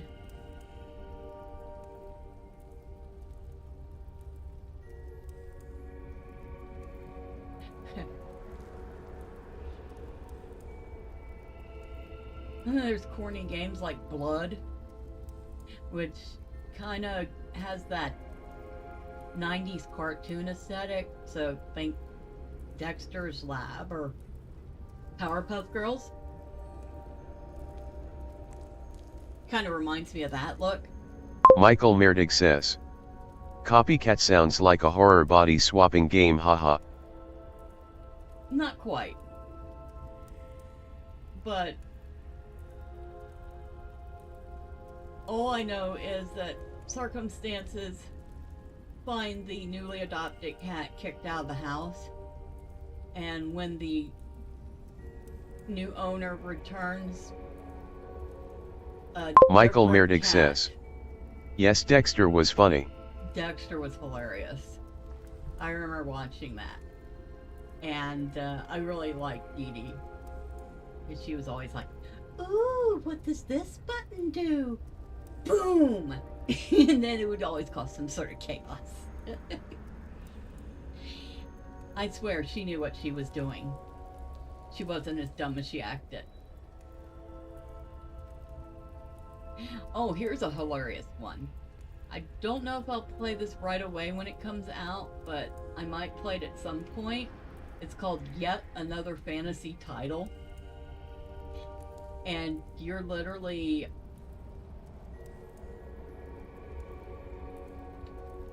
you are not the hero of the story. But through circumstances, you accidentally become the hero because you, well, you killed the hero.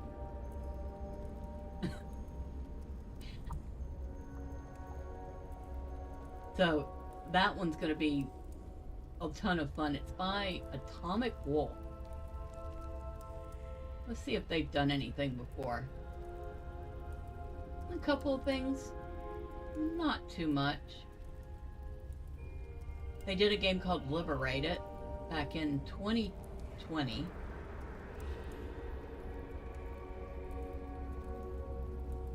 They did a game called Mad Age and This Guy, which looks like a little puzzle type game. Nice graphics on it. And then they've got 2 games coming out. Yet Another Fantasy Title releases in about a week. And something called 4 Minutes to the Apocalypse, which just says coming soon.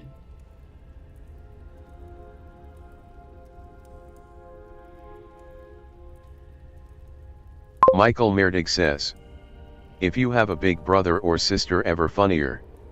DD, get out of my lab, haha. I am the big sister. So, I have a younger sibling.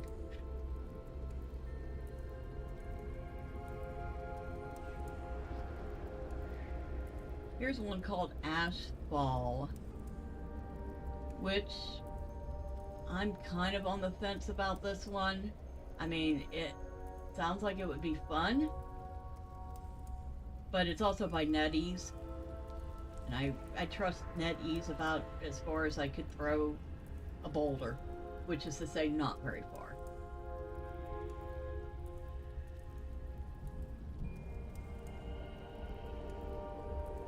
Oh yeah, and I'm supposed to be getting together with Paint Minis Live. I need to try to get in touch with him. We were supposed to maybe try to do some Rogue Trader together.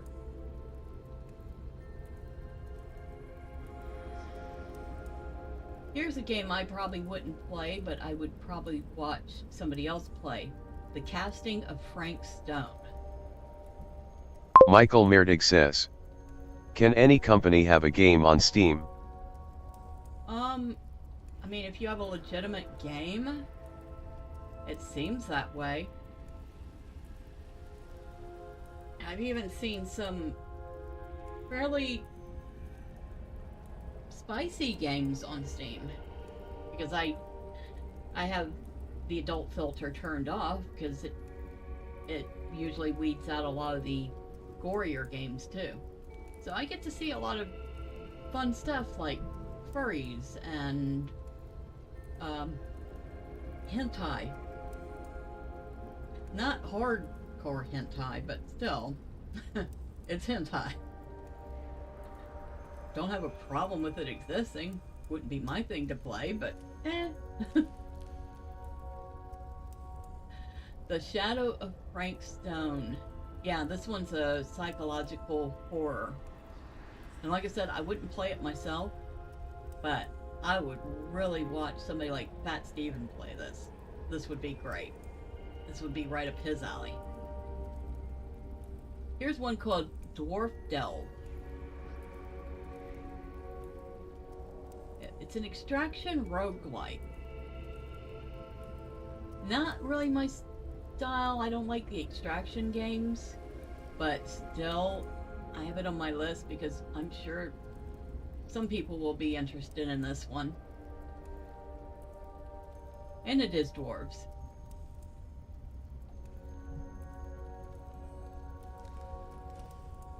Yeah, there's a lot of things that have Michael come Merdig out. says, yes, yesterday the Dungeon Delver unveiled a silver dragon that Bill T. PML painted. Cool stuff like Halo or Fallout. Oh yeah, I did catch the replay of that. Yeah, that dragon came out really nice. So, I was glad it was received very well. But, I never played Halo. I'd watched Halo. I have tried playing Fallout. I've tried playing 1. I've tried playing 3. I've tried playing New Vegas. I've tried playing 4. I've tried playing the Fallout MMO.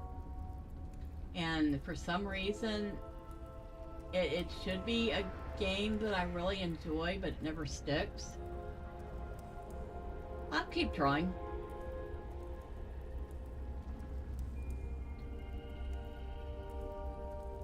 Michael Merdig says, the Fallout TV show seems like it could be worth a watch.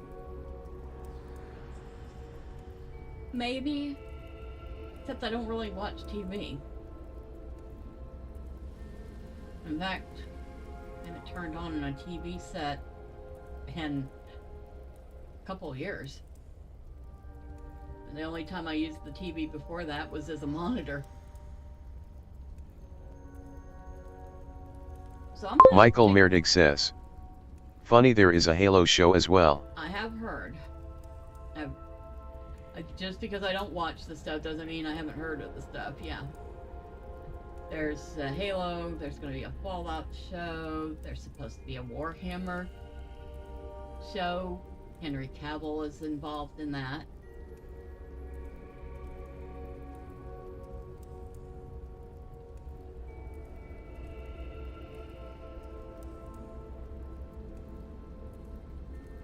Okay, enough scrolling through my list, which I just realized it's like 2/3 of my list is stuff that's not out.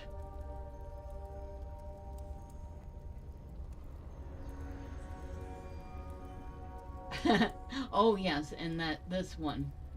This is another one I actually am really looking forward to because it's from Hello Games, the people that did No Man's Sky. So it's light, no fire, and it kind of got a Valheim-esque vibe. So yeah, another one definitely up my alley. But yeah, ton of different options.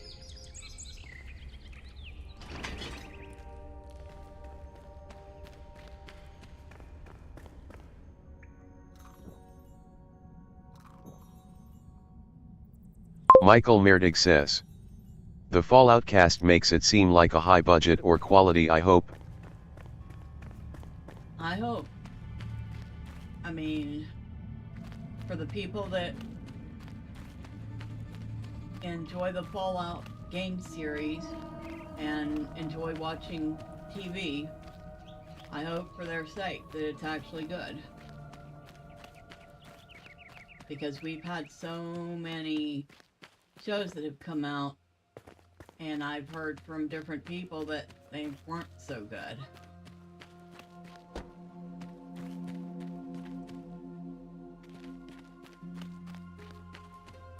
In fact, I personally canceled my Amazon Prime after what they did to the Lord of the Rings TV show that they did.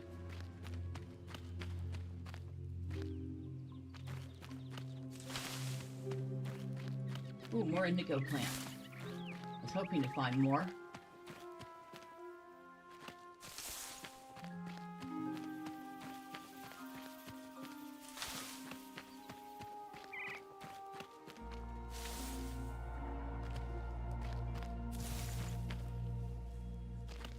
Oh, another one of those things. Michael Merdig says, House of the Dragon seems like one of the few people enjoyed. Yeah, I was actually kind of surprised, considering I'd heard about, well, I didn't just hear about it, I literally watched. The only episode of Game of Thrones I ever watched were the last couple, and that was not what I would call very good writing at all. But they didn't have much to work with, considering George R.R. Martin still has not finished the next book.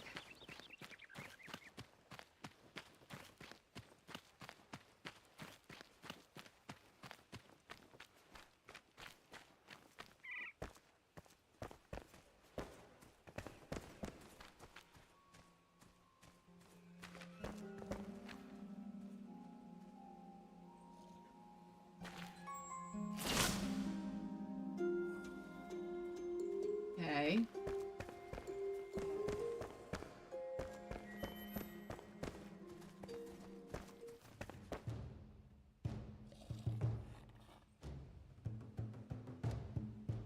Right nearby, huh?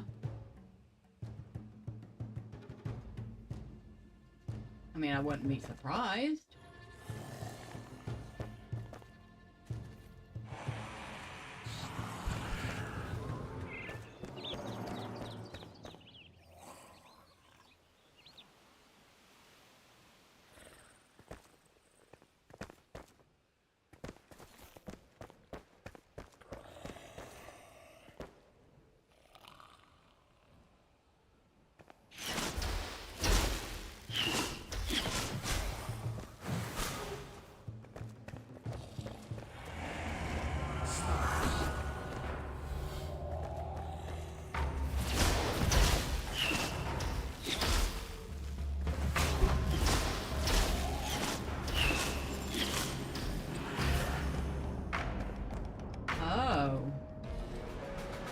Michael Merdig says, I watched the Lord of the Rings show and I enjoyed it for what it was, haha.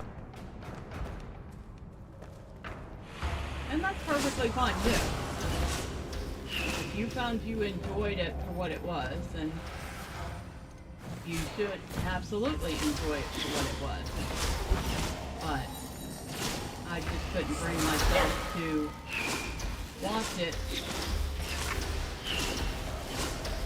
knowing that it was nowhere near faithful to the lore.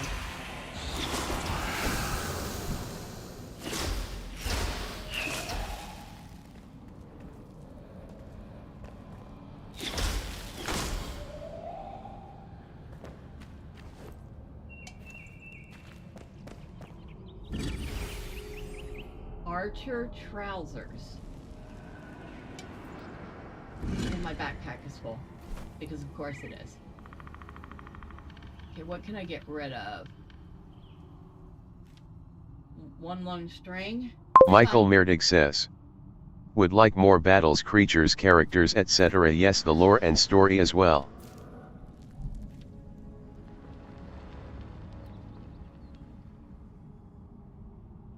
Alright, that's enough.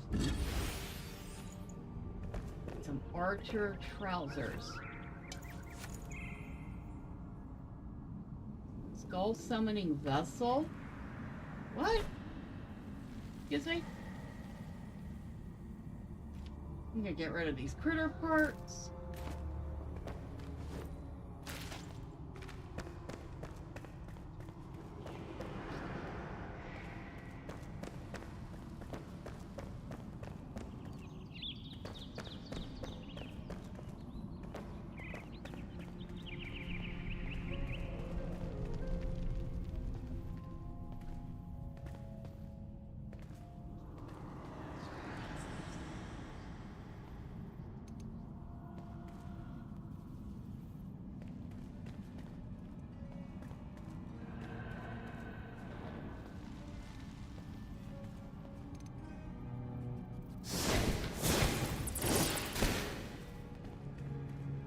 Okay, that bat was about to shoot some lightning at me. The actual hay is going on here.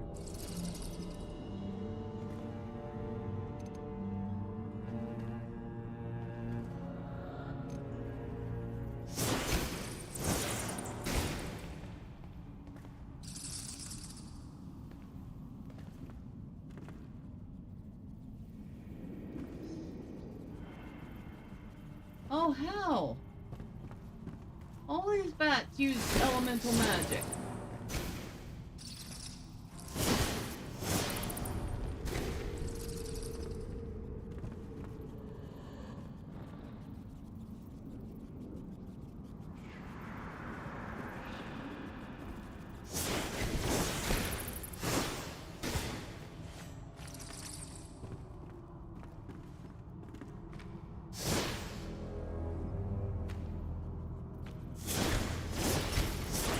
Michael Merdig says. It would be like they made Dragonlance without Tanis Flint or Razatlan, for example. The main networks don't have any good fantasy type shows these days. No. It's too bad, because I think the 90s had some great stuff. I was a huge fan of Hercules and Xena.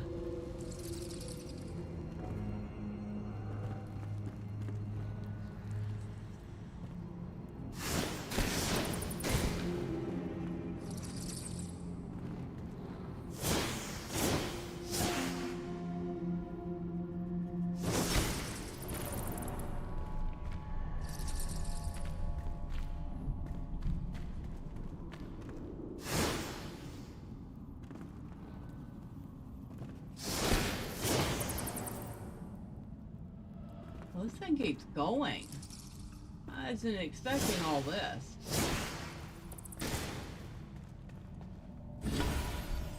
Wizard foods.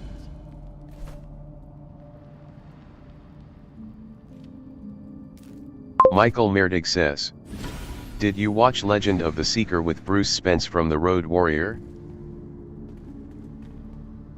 Does not sound familiar, so I'd have to say probably no.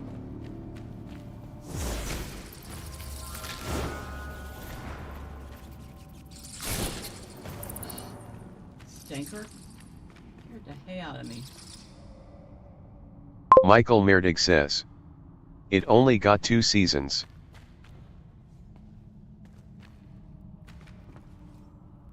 That something worth looking into?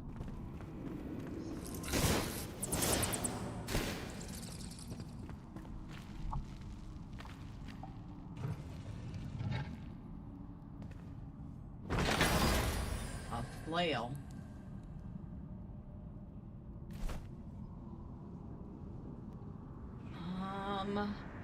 One lone animal fur. Yes, I can get rid of that.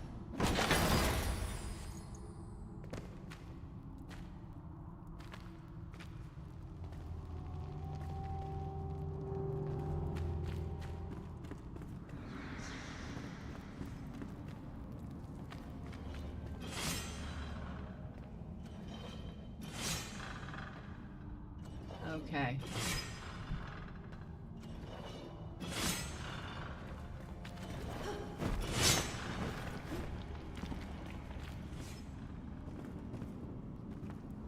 I have no clue where am at this point.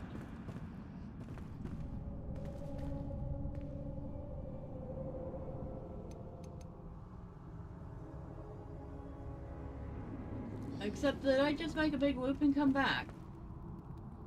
I think I did. That was it. Michael Merdig says, I enjoyed it. D&D style fantasy. It was on around the time of Andromeda shows like that. After Okay. Herc and Xena ended.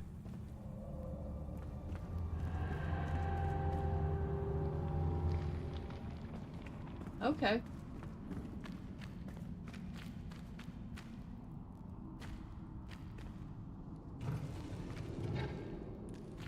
Alright, hold on before we open that. Get rid of that.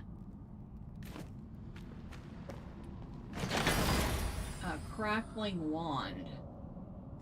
Ooh, a new wand. Oh, hello. Yes, I like you very much. I don't know what this creepy place is, but I like you very much. Let me see. Not the greatest one in the world, but give it a shot.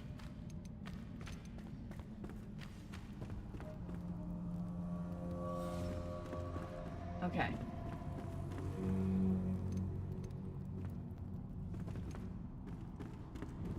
Here we go. Michael Merdig says, it was a syndicated show like the others. Not on a major network.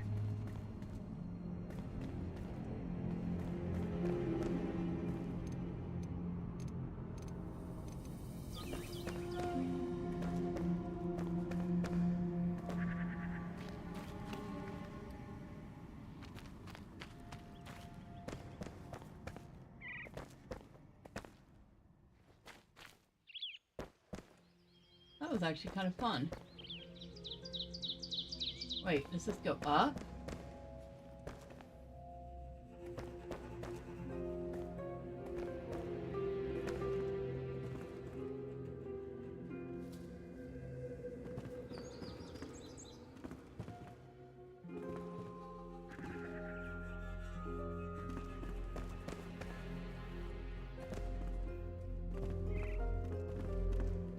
Enforce that.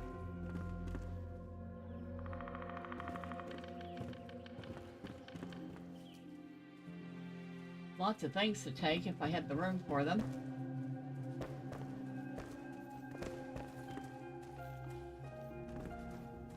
I know, it's sad. I don't see any notes or anything. Make me go through all this trouble climbing all these stairs and not leave me any lore bits? Shame on you. Whoa, okay. Okay, what are y'all? Anything up there worth me troubling myself with you?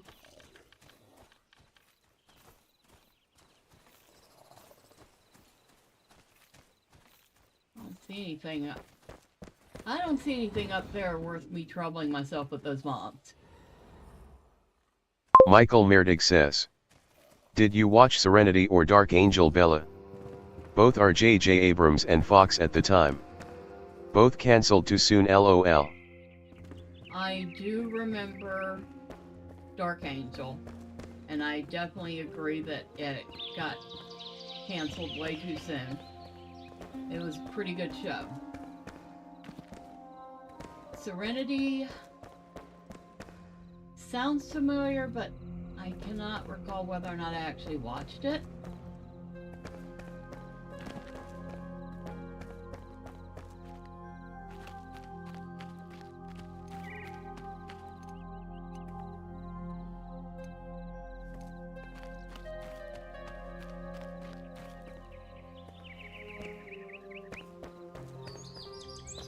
But a lot of stuff I remember watching was stuff that my parents were watching when I was growing up. So we watched things like MASH, China Beach, Knight Rider.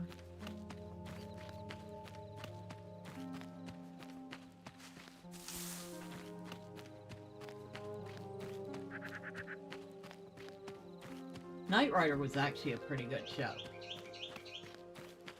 That was the one about the talking car. Campy, but fun.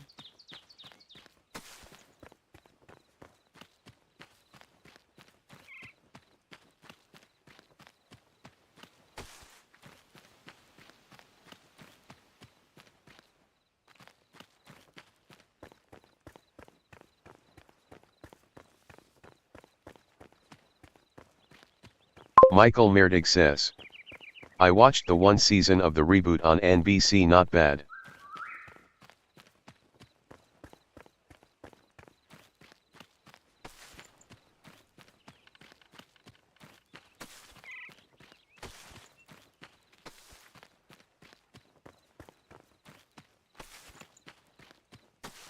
Yeah, I watched a strange variety of things as a kid. I mean, I watched the usual Saturday morning cartoons, including Schoolhouse Rock, which we actually, surprisingly enough, looked forward to each Saturday.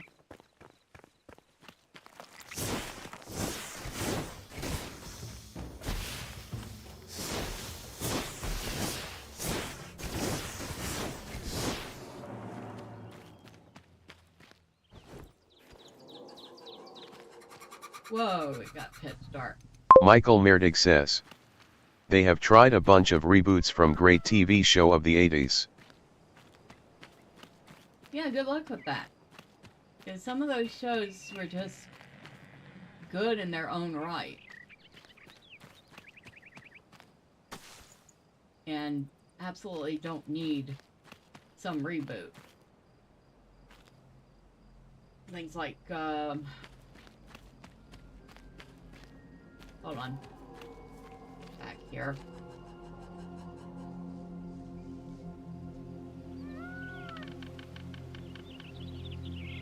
Wow, my brain went blank. I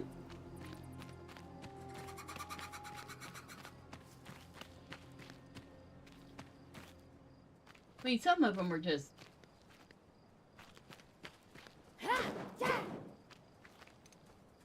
games of their time. So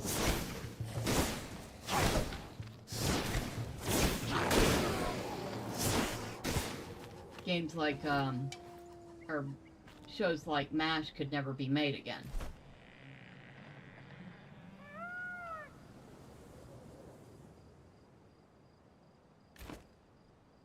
Michael Merdig says, Knight Rider, $1 Million Women, Makeover, Magnum PI, to name a few. Haha. Oh yeah, I remember Magnum PI, and shame on me for forgetting it. But yeah, there was this the $6 Million Man, the Bionic Woman, the Wonder Woman with Linda Carter, which she was an awesome Wonder Woman. No lie. She was so pretty.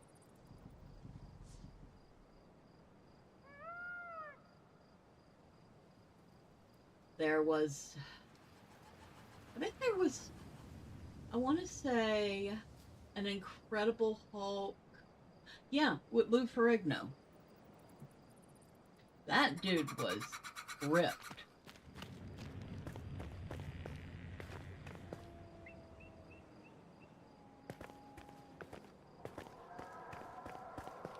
Michael Merdig says, Magnum PI is still on NBC and CBS now, been back for a few seasons now.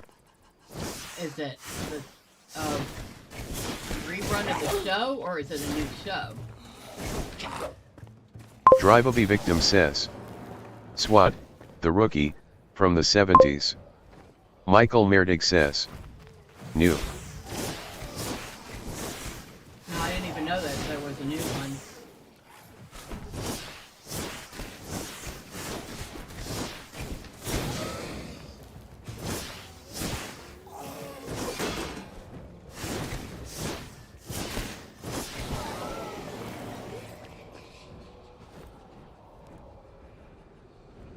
should make a space for at least the spores. Alright, get rid of that.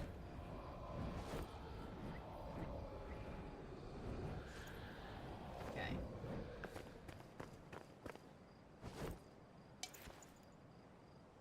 Oh shoot, I need those.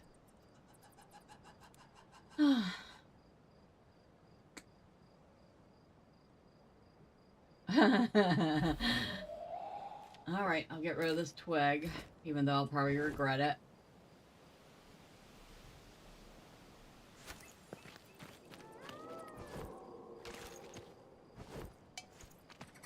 Yeah, I don't want that cheap sword Drivable anyway. Victim says.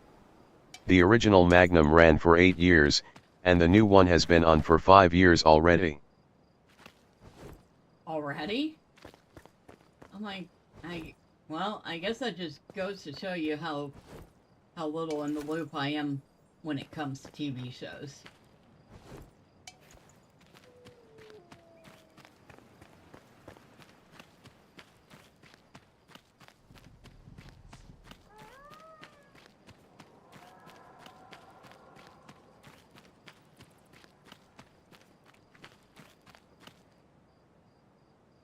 Really? Really?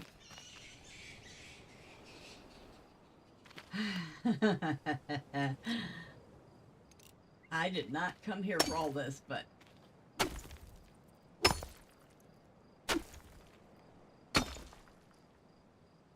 Okay. Archer gloves.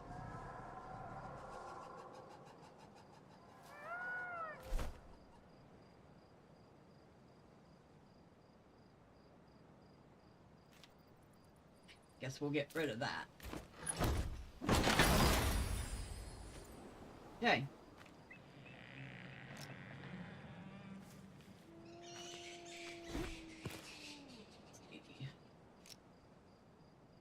But yeah, we also used to watch things like All in the Family, Sanford and Son, The Cosby Show.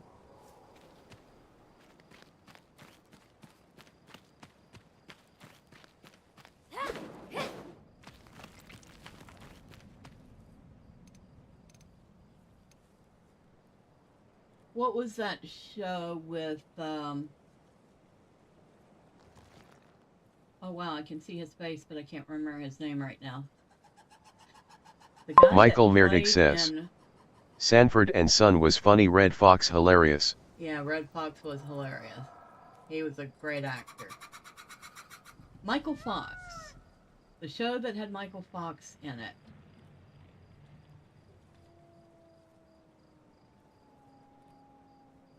Where he played like this... Michael Merdig says. Genius. Family Ties. Family Ties, yes.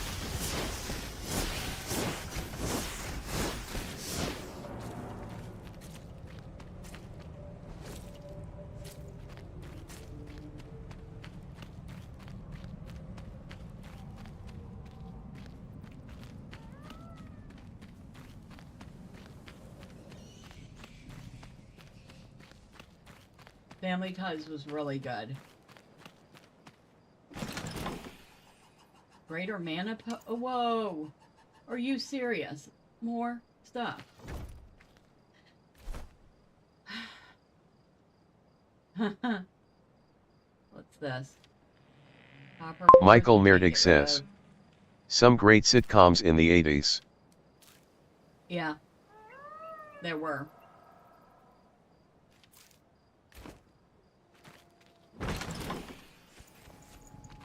Alright, we're gonna have to get out of here because I keep having to destroy stuff because there's just so much stuff to pick up.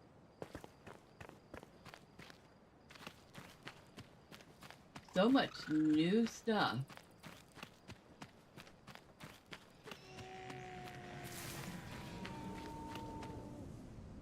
I heard a wolf.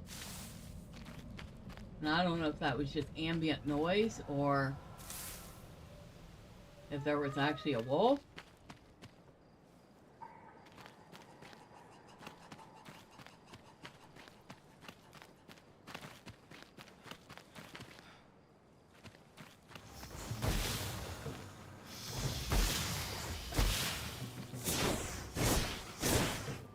Oh, I missed.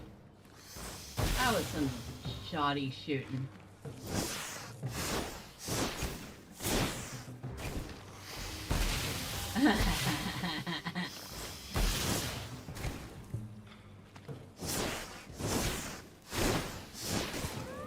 There we go.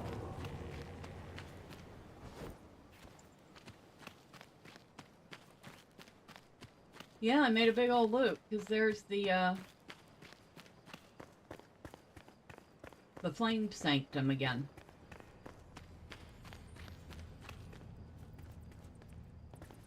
So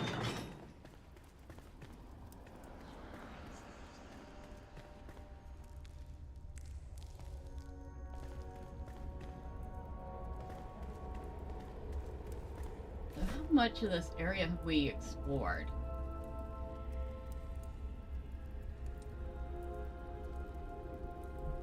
We're working our way towards some new stuff. Michael Merdig says, I enjoyed Matt Houston and Moonlighting, funny and action with API element, A-Team stuff like that as well. A-Team was another one we watched, and it was hilarious. Airwolf, that was one. And I remember the guy in it had this god-awful haircut, but he was cute.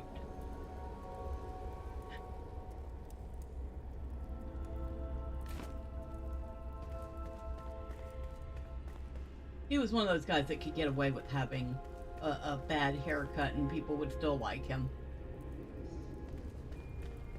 Kind of like, I imagine if Henry Cavill got a bad haircut, it wouldn't stop ladies from liking him.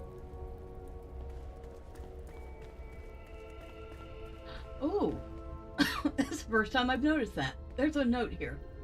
Hold on. It crawls beneath my flesh. I feel its teeth in my flesh evermore. The first bite was but a bitter prelude to the many more that followed. I fear my time is near. My muscles tighten.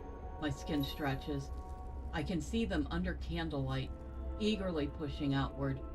The catacomb has cursed me, for the hollow of my ribcage is home to 1,000 gnawing bites. That's gruesome and grim.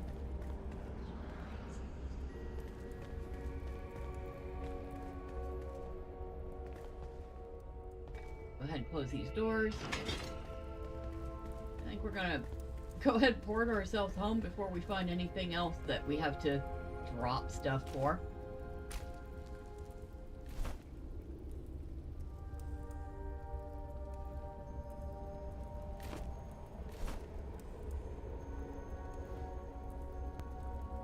Home is...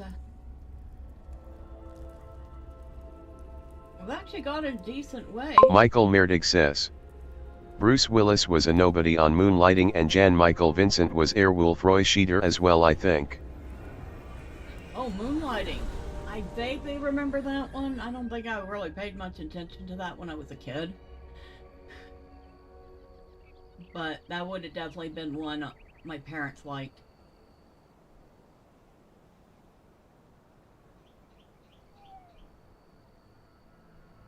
Baywatch. I do remember watching Baywatch.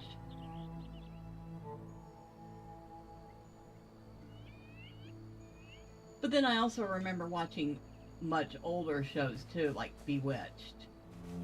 And Michael Merdig says, I Dream of Jeannie. Sybil Shepherd Booger from Revenge of the Nerds, haha. Revenge of the Nerds was a funny movie.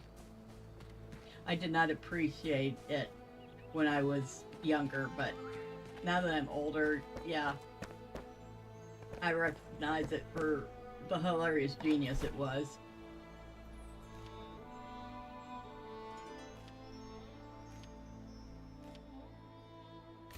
But yeah, Bewitched, I Dream of Jeannie, Gomer Pyle, I Love Lucy. Of course, these were all in syndication because we had cable TV. Oh, it must have been the early 80s because I was about 12, 11, 12, maybe even a little bit younger when we got it.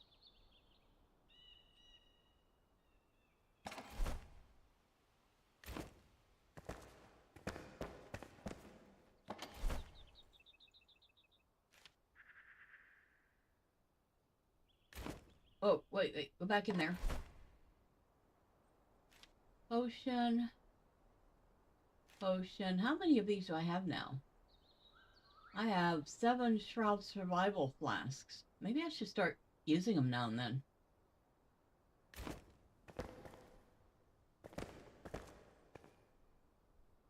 Strawberries away.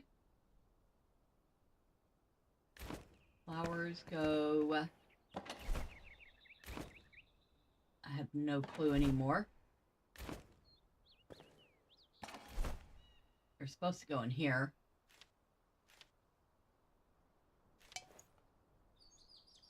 Okay, I'll move the shroud cores out.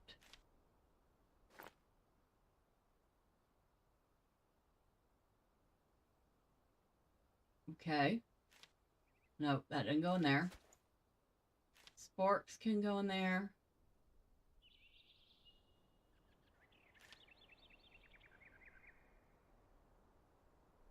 Okay.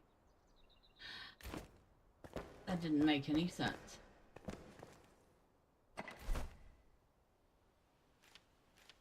Put that in there, that in there. Michael Merdig says. Yeah, I would just sit and watch TV most nights, so I have seen almost all of the popular shows from the 80s as well as replays over the years. Yeah, I've seen a number of the shows when I was younger. I mean, I even saw things that were like supposedly for older people, like Golden Girls, which was honestly absolutely hilarious.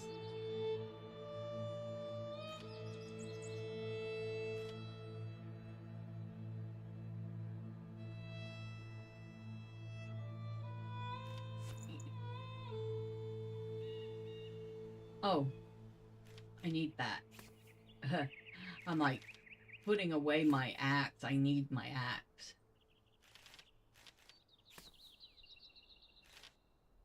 So this is an apprentice one. It does 20 damage. Crackling wand does 26 damage. Apprentice one, this is an ice wand. But so is this.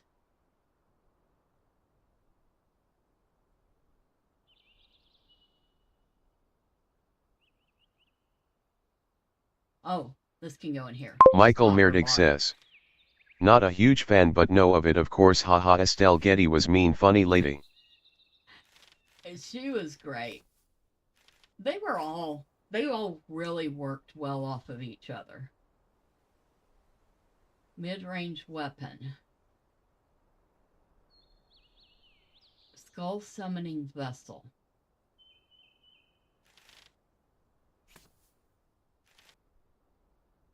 Alright.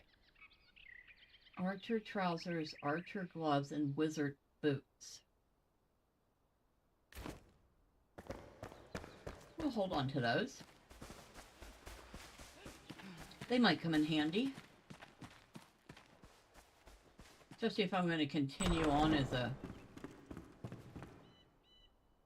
magic user. I might actually want to start using, I don't know, magic-y type clothes. Michael Merdig says. Like Esther from Sanford and Son.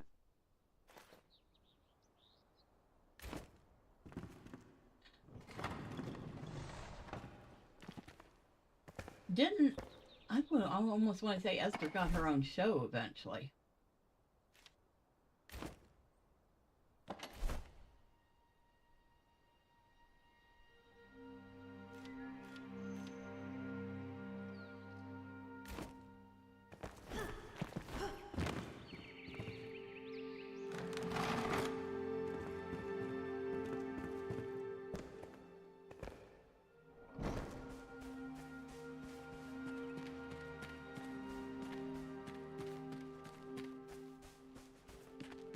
Yeah, I'm trying to think. I could have sworn Esther got her own show. Maybe I'm wrong.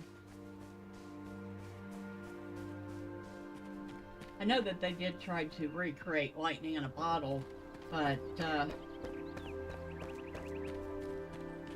spin-offs of Sanford and Son never did. Michael Meerdig says, if she did, I have not seen it. Maybe I'm thinking of something else then.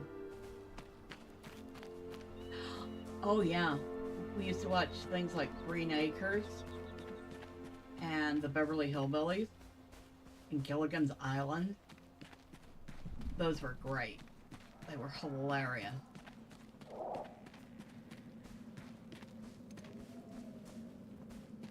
Let me go ahead and grab a little bit of the shroud wood. I need a ton of it. And I have to make this a quick run for this wood.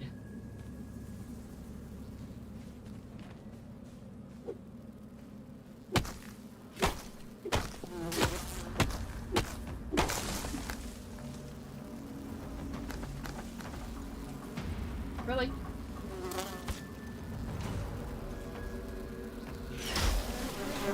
You take that. Okay. Good.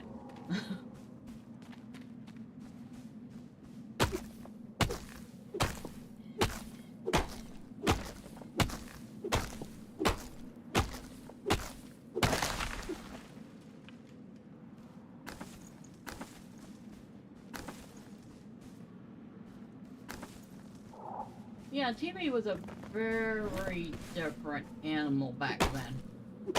Not with a lot of good stuff. Of course, I think... Michael Meerdig says, gimme a break, good times, what's happening, different strokes, like I said, any and all sitcoms, ha ha ha. Oh yeah, Different Strokes was... See, I'm trying to think. No, Different Strokes isn't the one I was thinking about. There was a show with 4 girls at a boarding house. And again, I know I watched a ton of that show, but I can no longer remember the name of it. Just that it was really good.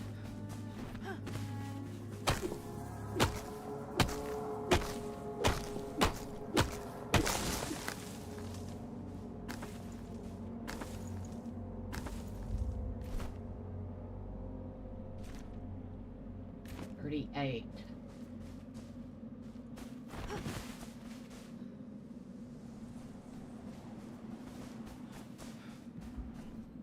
Sorcière de Marais says, I'm late to the party, but glad I'm catching at least the tail end, not sure how much longer you intend to stream. Michael Meerdig says, Facts of Life, Lisa Welchel was a crush of mine.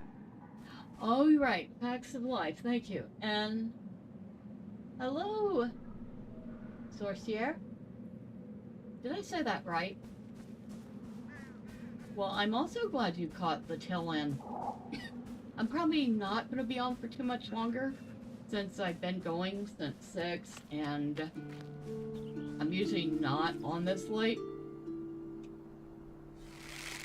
You usually don't get supper until after I'm done. So, yeah, it's coming a little late today. But I am glad that you're here.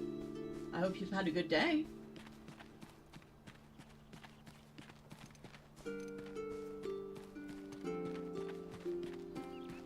Michael Meerdig says, yes, Bella and I are chatting while C kills stuff, haha. Hey, at least it's not killing me as much anymore, right? I wonder what level I am now. You know, I don't even know. I stopped paying attention. Character.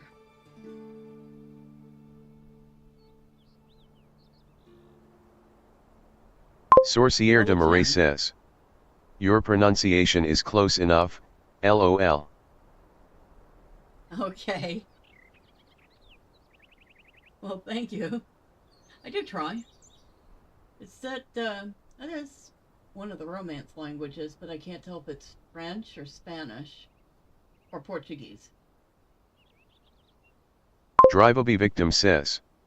Hi Murray, yes, but we just hanging out. Michael Merdig says. Hello Murray.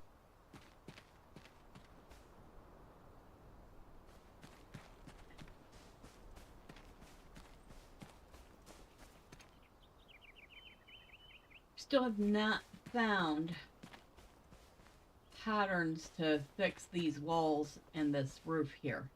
I'm very disappointed. I want to fix this house. Sorcière de Marais says. Yes, French, translates swamp witch.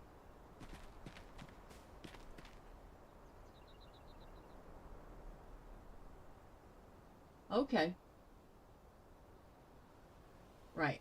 So sorcière would be sorceress or witch.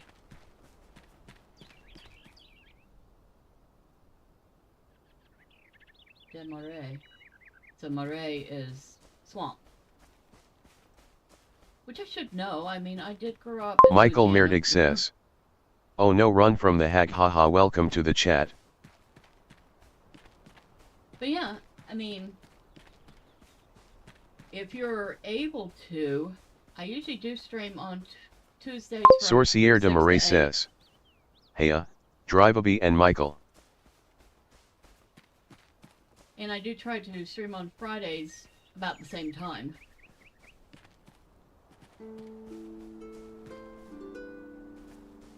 Although, I'm wondering if maybe I should start and finish a little later. What do y'all think?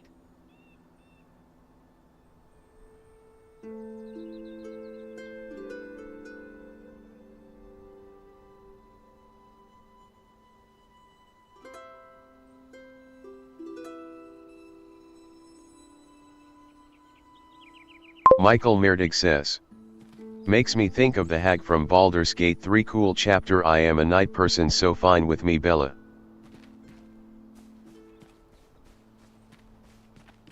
Well, I'll have to see about adjusting the schedule. Maybe do 6:30 to 8:30 or 7 to 9, something like that. And then maybe I can get supper before Sorcière de Marais says. Yeah, it's an homage to the Achafalea swamp close to my house. I'm in Louisiana.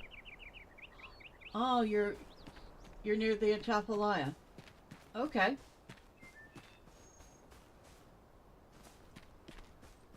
Yeah, I grew up in Lafayette.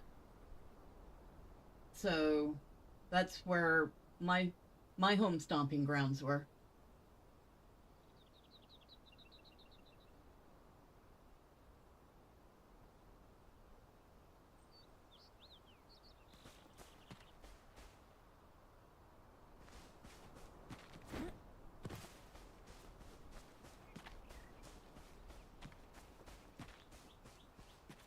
Sorcière de Marais says. Lafayette, cool. So yeah, I think unfortunately we are about done. I did get a couple of those quests off the books, although I think I ended up with another one. Michael Merdig says. Cool, so the time would not be that different for watching. Oh no, not too different. Just adjust the schedule slightly so Michael are Merdig able to says. watch. I am East Coast. Same. I am East Drivable Coast. victim says. It's 2107 here. Yeah, it's after 9 here. Which, obviously, you would know because you're on the East Coast too, Michael. So, it'd be 8 Central. So yeah, I will. Michael look at Merdig adjusting says. that. Yes, 907 here. I'll look at adjusting the time schedule and keep an eye out for a community post when I decide on when I'll be going live from now on. Now, if it's not a Tuesday or Friday or Sunday, if I were to go live on any other day, there would be a hard cutoff of about 9 p.m. because I have a long-standing